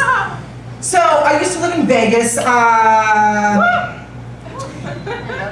here's the thing. When you live in Vegas and friends are like, we're coming to Vegas, get ready. I'm like, I live here, motherfucker, you get ready. You know, it's like drinking 24/7 and partying all night and going to work the next day. That is my life. You know, that is what I do, you know. So I have these friends come to town. I get off work, I go meet them, you know, and it's like 3 in the afternoon. I'm like, hey, where's Mark? They're like, oh, he's already passed out. Of course, people show up to Vegas, they get wasted on the plane, wasted as soon as they get off, and then they're passed out by 3 in the afternoon. So I'm like, all right, let's go wake this asshole up, you know. So we go up to the room. For some reason, the hotel gave them like this tray of cookies. So I grab one of them and I decide to stand over him while he's sleeping and I'm eating it. And pieces start falling all over him. And he wakes up and he goes, stop it, Angie, what are you doing? I said, well, hold still, man, I'm trying to crumb on your face. It's dirty, but it's not, right? Right. Thank you, piano man. I like it too. No, I play out my last name all the time. Like I was a radio DJ for a while. My show was called Crumb and Get It. You know, like I say that shit all the time. My boyfriend, I'm like, crumb inside me. You know. So, all right, you guys. I turned 40 like a month ago, right? And I Three. I don't get it. well, if I had sex with you, I'd make you look 20. Fountain of youth. Come on now. We all got that, ladies. We all got that. Read that fucking book, I'm telling you right now.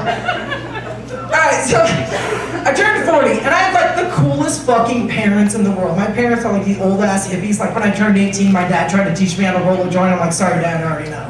You know? So, Steven's up here talking about his parents, and it's like, yeah, they're divorced and they still live together.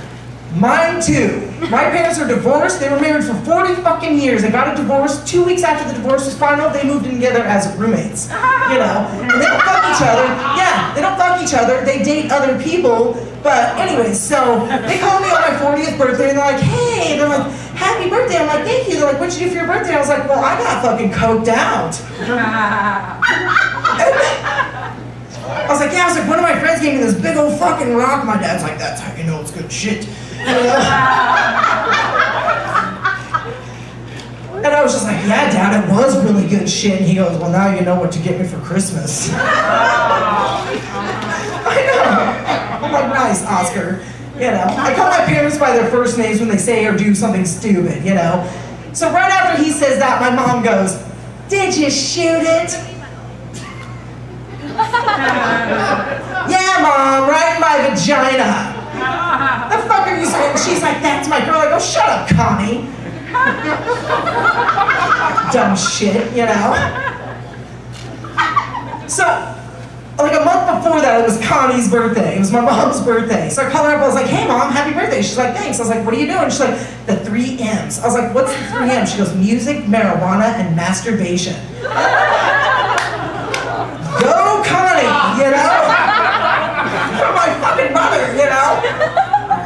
So I talked to my older sister. She goes, that explains why I called her at 4 in the afternoon. She didn't answer the phone. So like a month before that, you know, so again, my parents, they live together, but they're divorced. They don't fuck each other anymore, you know. My mom and I are talking on the phone or whatever, and she's just like, she's talking about internet dating. She's like, God, this internet dating shit is bullshit. And I was like, yeah, Mom, welcome to the world of being single. Which, ladies, you're gonna find out soon, I am the queen of fucking single people. Like, I got plenty of stories for you, Yasmin, I promise. Wait till you hear this shit, right? But real quick, so my mom's like, oh yeah, this internet dating is bullshit. She goes, all these men want is PDA, and I am not into that. I go, Mom, what do you think PDA means? And she goes, pussy, dick, and ass.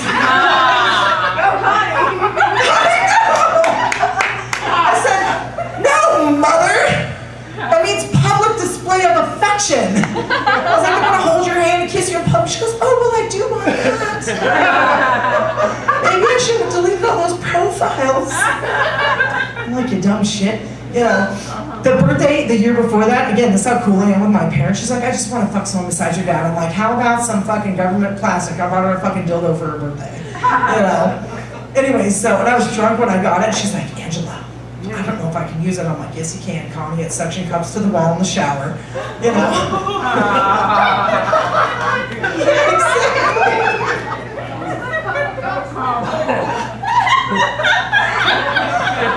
So we went to visit my little sister in Arizona, right?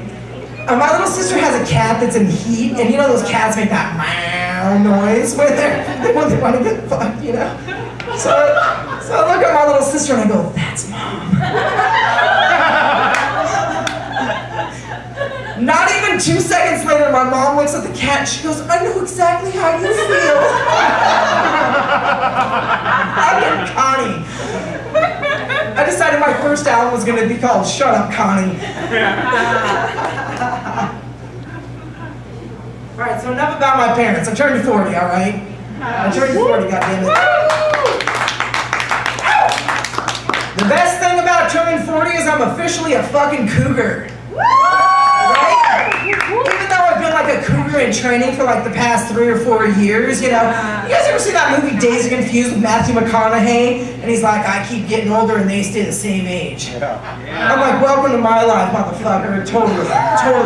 My boyfriend, 29. 40. Yeah. Fuck his face off like 3 times a day. Seriously.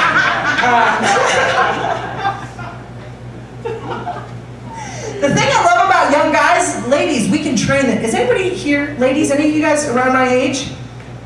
I know karaoke girl's 22. Yeah. All right, you guys know what I'm talking about. All right. Yeah, I love these guys, these young guys. I love training them because here's the thing. Dirty talk is my most favorite fucking thing in the world. Anybody feel me on that? Yeah, dirty talk is so good. You could talk dirty to me and not even touch me and I would fucking come. I swear to God, it's so goddamn good, you know?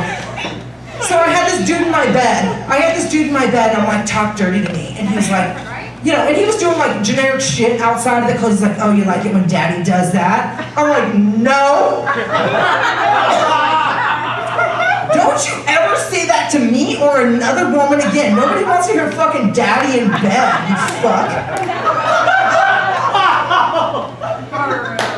Oh my God, you guys. I hurt his feelings so bad, he got up out of my bed, started walking across the room crying. I was like, God damn it, now I have to fuck him. I'm like, come here. There, let me make it all better. Your fucking face down there. Can you tell I'm a dominant woman? Anyways, I believe in the Me Too movement, by the way. Yeah, one person. It's an LA. Yeah, it's an LA thing, I don't give a shit.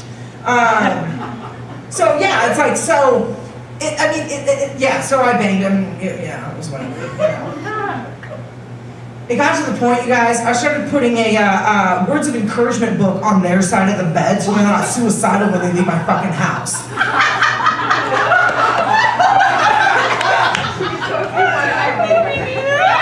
Like, I should put a stack of them, like, here, take that with you, like little pamphlets. This is what you do after you've been dominated, motherfucker. This is what you do when I hand you your dick back.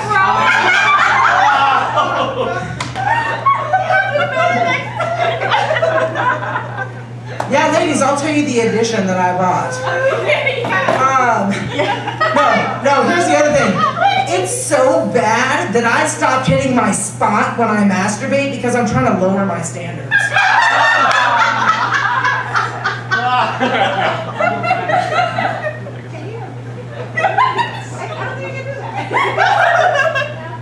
Oh no, it's possible. It's possible.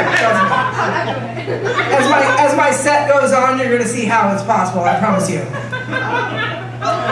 You guys ever seen that movie Men in Black? Where they have a little wand that erases people's memories? I'm like, can I turn that shit around on myself and erase my memory from fucking that?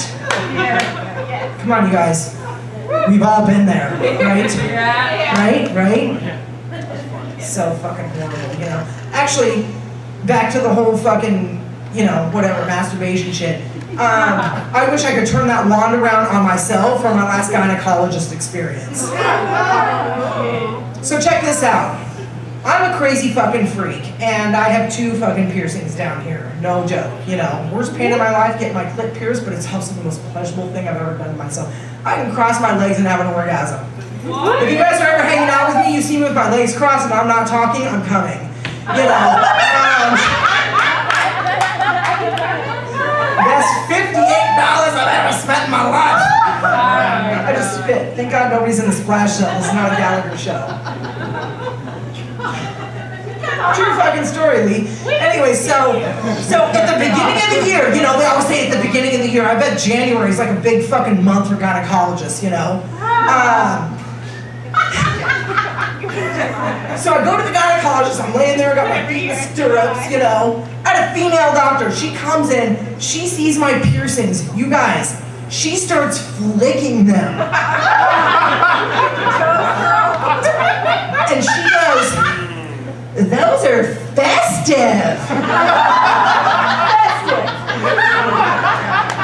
What do you have those for? And I'm laying there, I'm like, keep doing it and you're gonna find out.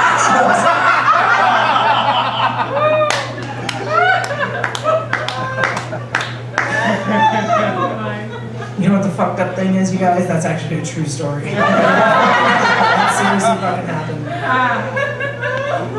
So, okay. Like I said, we go to the gynecologist at the beginning of the year. I got an email at the beginning of the year that said, 30 sex acts you should do before you turn 30. And this was like generic fucking bullshit, you know? It was have sex with the lights on, talk dirty in bed. I was like, I'm sorry, but I did that shit when I was a virgin. This is fucking stupid, you know? So again, I turned 40 in September, so I'm like, all right, let's come up with some new stuff, you know? 40 sex acts you should do before you turn 40. First one, get so drunk that when you're riding somebody, you get motion sickness and have to go throw up. You ever done it? Anyone here? No? Because I sure as fuck have. Here's the backstory. You know, riding this dude, I'm like, oh my god, I have to go throw up. I'm in there fucking puking my face off, and he's still trying to like finger bang me. I'm like, get the fuck off of me! Like, come on. I was like, I'm coming back to fuck you. What are you doing? You know, like. And here's the other thing. Afterwards, I'm trying to like mouthwash or something, and he's like, no, just grab me by the hips, just come back. And I'm like, with puke breath right in his face. He didn't even care. Guys don't even fucking care, you know. All right, which brings me to the next one. Second one, call your own name in bed. You ever done it? Because I sure as fuck have. Here's the backstory. All right, my high school boyfriend. I was actually innocent in high school. I waited until I was 18 to become a whore, you know. So, had sex with my high school boyfriend. I think I was like 19 or 20 when it actually happened, you know. And he was one of those beautiful, tall-built, beautiful men. You know, he should have been driving a Porsche because he wasn't working with much. You know, we've all been with those types, ladies, you know. Anyways, but he had this badass bed with mirrors above the ceiling, you know. And so, we're fucking, you know, again, I'm like, talk dirty to me, my favorite thing, you know. He was like a goddamn mime, you know. So I'm riding him, I'm doing all the fucking work, so I'm looking at myself in the mirror, I'm like, fuck that dick, Angie, you fucking get that cock, you know. Saying all this shit to myself, you know. So, the kicker of all of it, I didn't know that he lived with his father. And I'm loud, I'm really fucking loud. So the next day I hear him and his dad out in the living room talking, and his dad's like, oh, I heard you laying it down last night, son. You know, and I walk out of the bedroom, I go, no, sir, that would be me.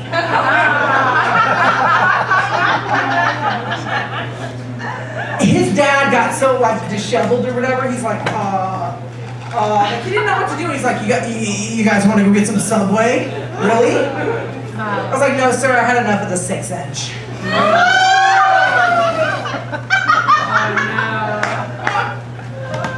And here's the other thing. Okay, on top of that, like, his dad was like this big, burly-looking biker dude with all the tattoos and stuff like that.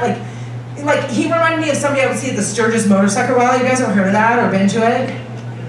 It's a motorcycle rally that goes on in South Dakota once a year in August. It lasts for like 2 weeks, and it brings like 1 million fucking bikers. It's crazy. So I was fortunate enough to work the rally 2 years ago, right?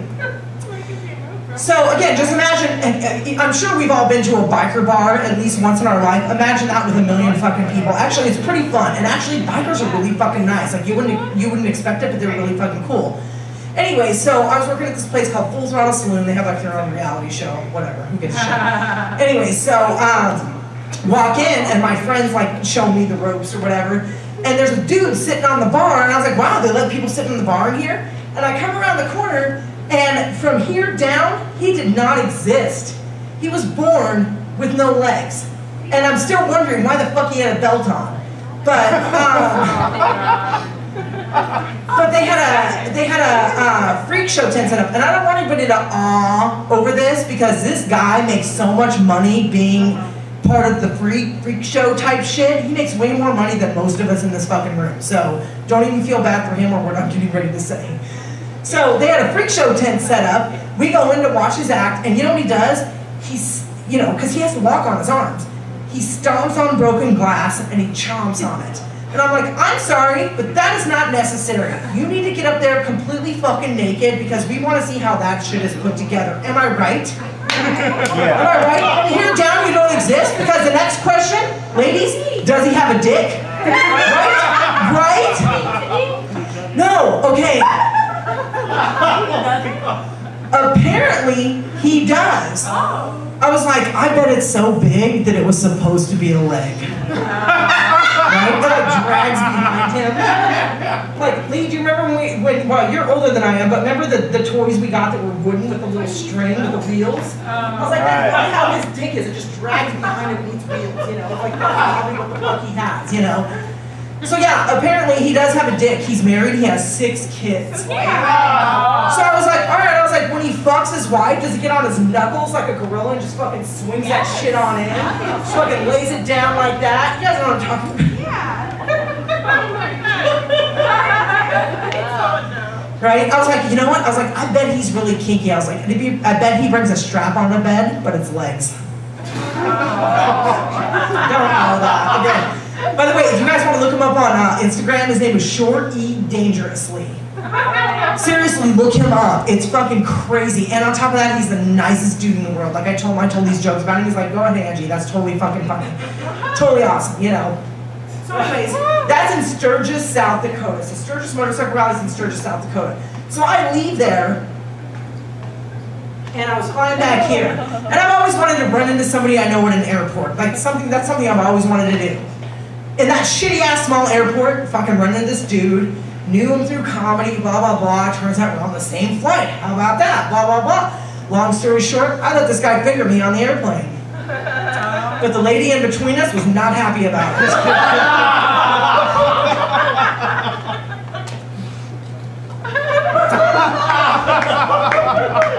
Give me the middle picture of that. Bless you. Alright, so I get back here, right? Okay, so I moved here a couple years ago. I live out in Arcadia, right? Everybody Pasadena, you guys know where Arcadia is? Yeah, no. Yeah, see, nobody does. So I'm very fortunate. I live in $1 million neighborhood, but I live in the shittiest house on the block. Like, have you ever seen a really pretty flower bed, but there's like an accidental pile of dog shit in the middle of it? I'm like, that's my house. That is where I fucking live. Like, seriously. Last summer, somebody tried to break in, and you can tell they got halfway in and left. That's how horrible my fucking disgusting house is. My cousin is a hoarder. Our house should be on hoarders, but I live here for fucking free, so our beggars can't be choosers, We have a really nice pool.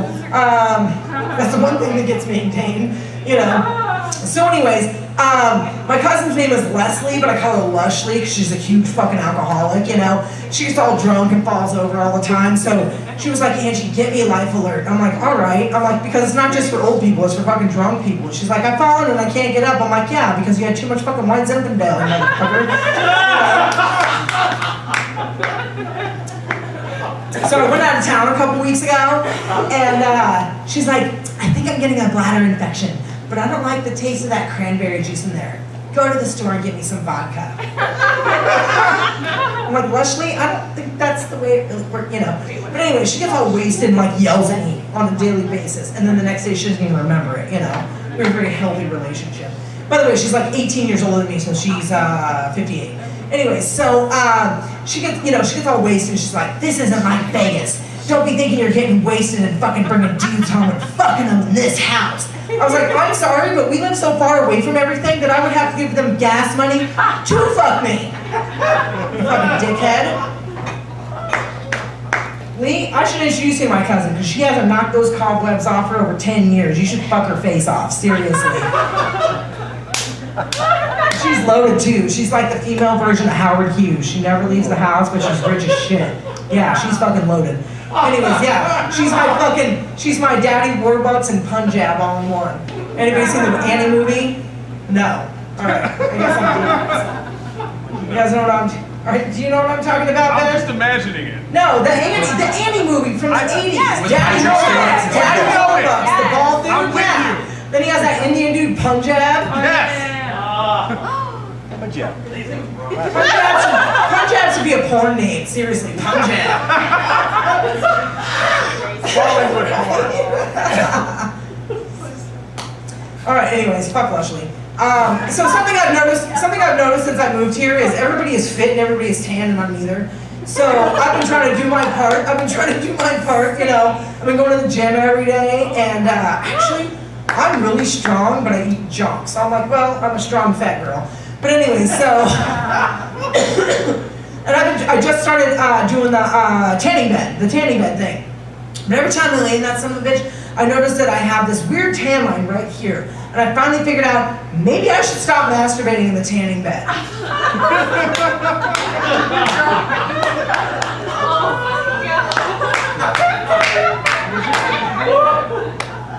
But here's the thing, I'm not going to.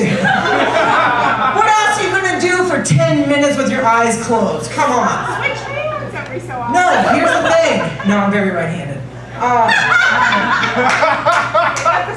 gonna get carpal tunnel in this hand. Not this one. No, but here's the thing. The first time I went and I saw the towel, I was like, I thought that's what the towel was for, like clean up afterwards. I was like, hey, accommodate this motherfucker. When I signed up for your membership, do you get mammograms? Alright, so check this out. I have a friend that I grew up with that lives out here, so I went to visit her. You know, like the weather out here is pretty much perfect most of the year, you know. So I went over to visit her. I'm sitting in her backyard having a smoke, you know, and she's got her windows open. All her neighbors have their windows open, and I hear a guy and a girl having sex. And they're not just having sex, they're like going fucking at it. And you know it's good when a guy is screaming shit. I bet Lee gets fucking wild as shit. He's probably like, I'm gonna fuck that pussy. Take that, you fucking whore. Yeah, Lee. I know. Lee gets down. No. So I hear this guy and a girl fucking going at it, right? He's screaming all this shit out. So check this out. Her neighbor pops his head over the wall and he looks at me and he goes, "Is that you?" And I'm sitting there and I'm like, "Does it look like it?" I said, "No, buddy, this is the waiting room. I'm next." What the fuck do you think? Oh, shit. You know, well, they wouldn't let me smoke inside, you know, because it was a baby shower. They frown upon that kind of shit. Is that my light already? Motherfucker. Do I really have to get off in 2 minutes? Can I roll a little bit longer? Do you guys want some dirty shit? If it's cool if I just keep rolling for a few, let me just keep rolling for a few, longer than 2 minutes, because I promise. I didn't think you guys would like as dirty as I can go, so that's why I was trying to just kind of warm you up with. Alright, let me finish talking about the stupid court cunt that I know. Yeah, they wouldn't let me smoke inside because it was a baby shower and they frown upon that kind of shit. But this is a girl that, like, I couldn't believe she was having yet another fucking child. And I was like, seriously, like, she's one of those girls that she has like 6 kids by like 7 different dudes, you know what I mean? Like a stupid fucking whore. She has a guy's name tattooed right here. He's not even the father of any of her kids. She's a real winner. She's an ex-stripper turned nothing. You know? Yeah, you know, we all know somebody like that, and if you don't, it's you. Anyway, no, but here's the thing. thing. Here's the fucking thing, you know. It's like I tried to fucking take her to a Halloween party with me one time. She showed up, her costume, she just wrapped herself in saran wrap, and I go, what the fuck are you supposed to be? Leftovers?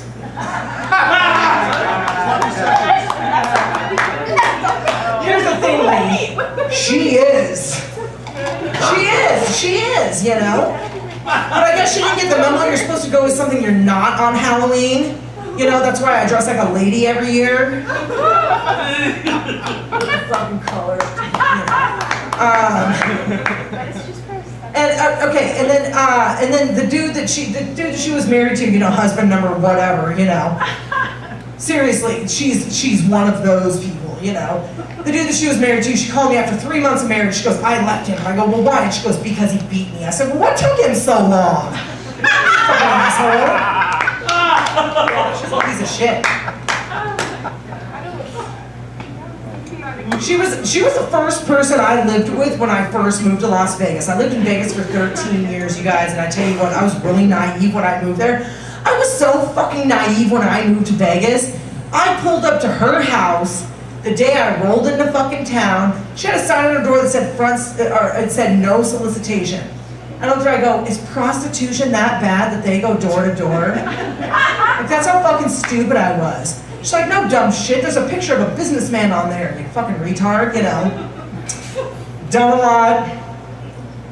Had a lot of sex since then. Alright, let me get you guys into some dirty shit. I know you guys are bored with my half. I'm like, it's clean, but it's edgy. No, it's not, it's fucking stupid. Anyways. Living in Vegas, I thought I moved in the land of the single people. So, when you guys go to Vegas, hang out on downtown. Fuck the strip, hang out downtown. It's seriously the place to fucking be. You know what I'm talking about, right? Yeah. Are you a dueling pianist? I am. Yeah? I am. Do you know who Adam Brown is in Vegas? I love him. Do you know who he is? I Seriously. don't. I've heard of him. Okay, I'm gonna have to introduce you to him. He's a friend of mine. Please. I do his hair. That's the other thing I do. I do hair, and I'm fucking damn good at it. Anyways. So, alright. Hang out downtown when you guys are in Vegas, alright? I was hanging out at this bar one night, and I'm talking to this dude, and I'm like, this guy's fucking hot. I'm like, I'm gonna get some fucking dick tonight, you know? And then I fire up a cigarette, and he goes, oh my god, you're a smoker. He goes, I'm sorry, but I can never date you. And I go, oh, I'm sorry, but these aren't the lips I want your mouth on, okay? That bitch doesn't smoke. Another true story, ladies. Seriously, this fucking really happened. So check it out, Piano Man. It worked.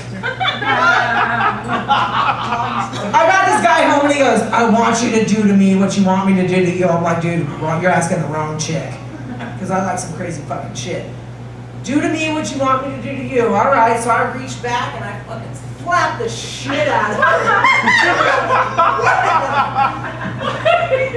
Because I was on top of him, you know, and he's laying there, he's like, oh my god, do it again, do it again. I said, you know what, I'm not really into hitting men, I'm a little old fashioned, I prefer it if you hit me.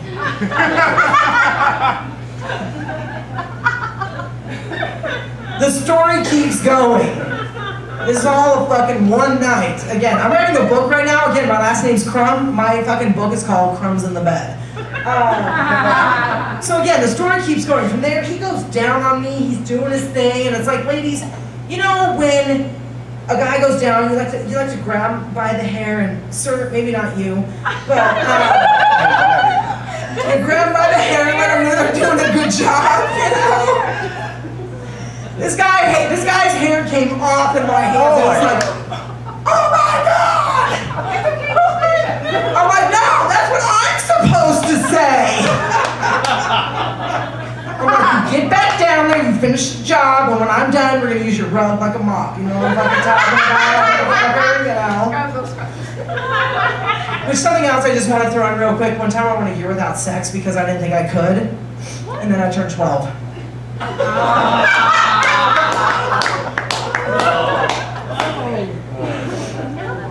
Alright, here's another one. Alright, I'm gonna give you like one or two more and then I'm out of here. But, alright, so okay, guys, my men in the audience, you take pictures of your dicks. Ladies, we receive them. Am I right?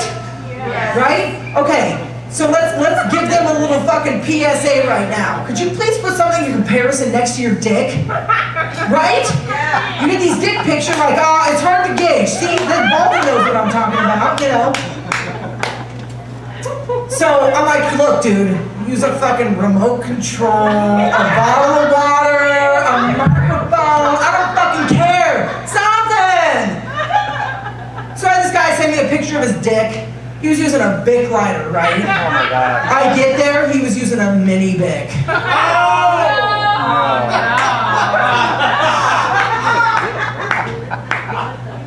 Here's the kicker. He was a cop. His name was Officer Shallow. Officer Shallow. I'm like, wow, I didn't know your last name was a description for your penis. And for some reason, I kept going back for more. It's like, I think it's because I like to feel empty inside. But, yeah, he would like tie me to the bed. I'm just like, let me feel your nothing. You know? The ones that are laughing, they've all been there. Nothing by comparison. All right, let me think. All right, so check this out. Living in Vegas, I'm gonna give you like 2 or 3 more and I'm done. I promise, you know. But I love that my main audience is ladies because you guys can relate to all this shit that I'm saying because it all fucking happened. It's seriously fucking, this is all fucking happening. It's all, everything I have said up here is all fucking true stories. So, all right, living in Vegas, you know, like they had that website, Plenty of Fish. This is way before Tinder and Bumble and all that other shit, right? You know, so I was on Plenty of Fish, and in Vegas, you guys, there is not fucking Plenty of Fish. It is a very big, small town, you know. The first 24 hours I was on that fucking website, a guy sends me an email, and he was like, oh, you look like a lot of fun. So I looked through his profile and his pictures, and so I responded, and go, you know I'm a lot of fun. You fucked me 5 years ago. I'm memorable. So the second email, the same fucking day, guy, first off, his first and last name was his username, you know, because he's creative. And,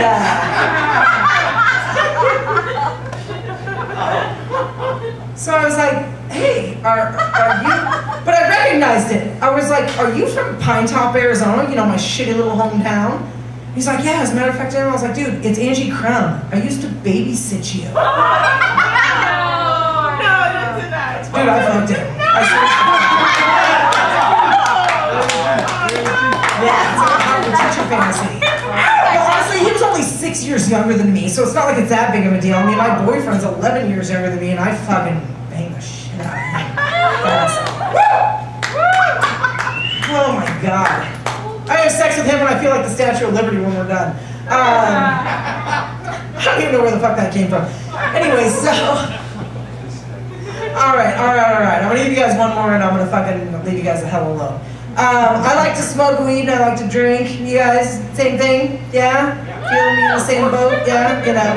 Besides the occasional cocaine that I did on my birthday, shit like that. But one thing, my bucket list, one of my bucket list things, I always wanted to do coke off of a dick. You guys ever done that? Anybody ever wanted to do that? Coke off of a dick? Well, I had the opportunity present itself, and I did the fucking challenge accepted. But he didn't like it. He didn't like it, and I don't understand this, you know. I got his dick hard, he liked that. I laid the coke out on it, he loved that. I got my razor blade, I started chopping it off. All right, guys, I'm Angie Crum. Thank you so much.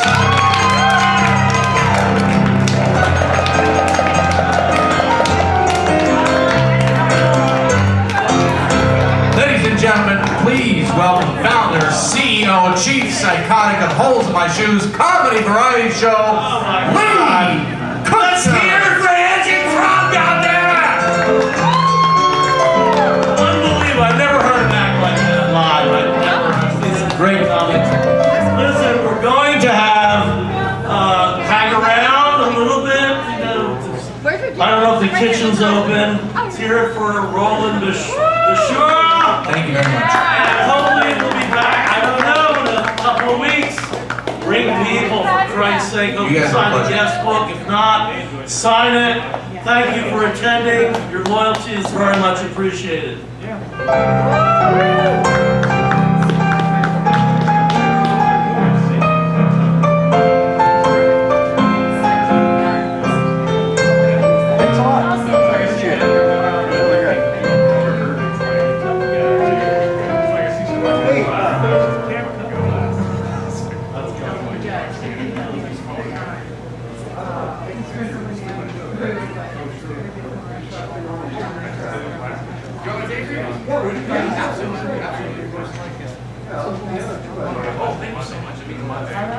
You're unbelievable, man. I never really fully appreciated it until you played.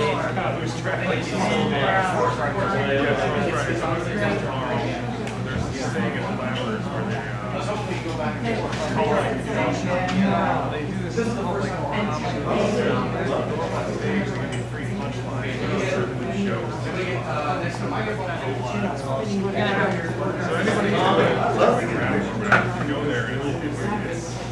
so Get ripped, I know. Well, that's how it is. But it's a fun I feel it. It's so hard. It's hard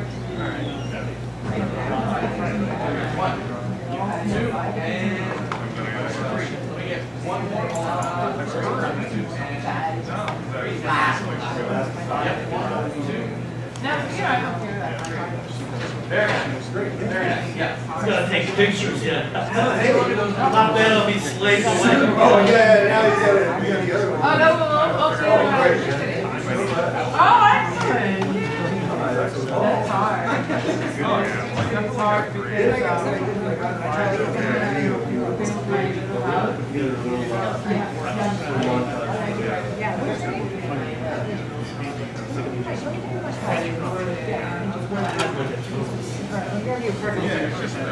Yeah, it's working with that. Oh, that shit! Oh my God. You are so good.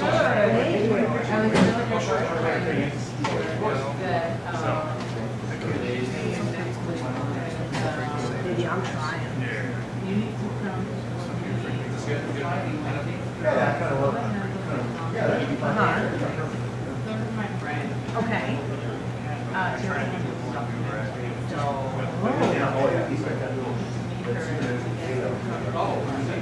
Yeah, no, I want to. It's like if I didn't have this shit going on tomorrow morning. I know. Michael. Do you want to take it all my phone? Yeah. Like that thing, it's like, it was so relatable too. He's like, Yeah. guess what? This was actually. I count of 3. Oh, you could. I guess it just really depends on like. Yep, you could for any promo you want. Yeah, perfect. Yeah. All my info's on that card. Yeah, cool. Yeah, perfect. Yep. Great. Okay. I had a great time. Facebook, you Randall Slow. Randall Lopez. It's like anything. Okay. Perfect. You know, I Let's go. GAC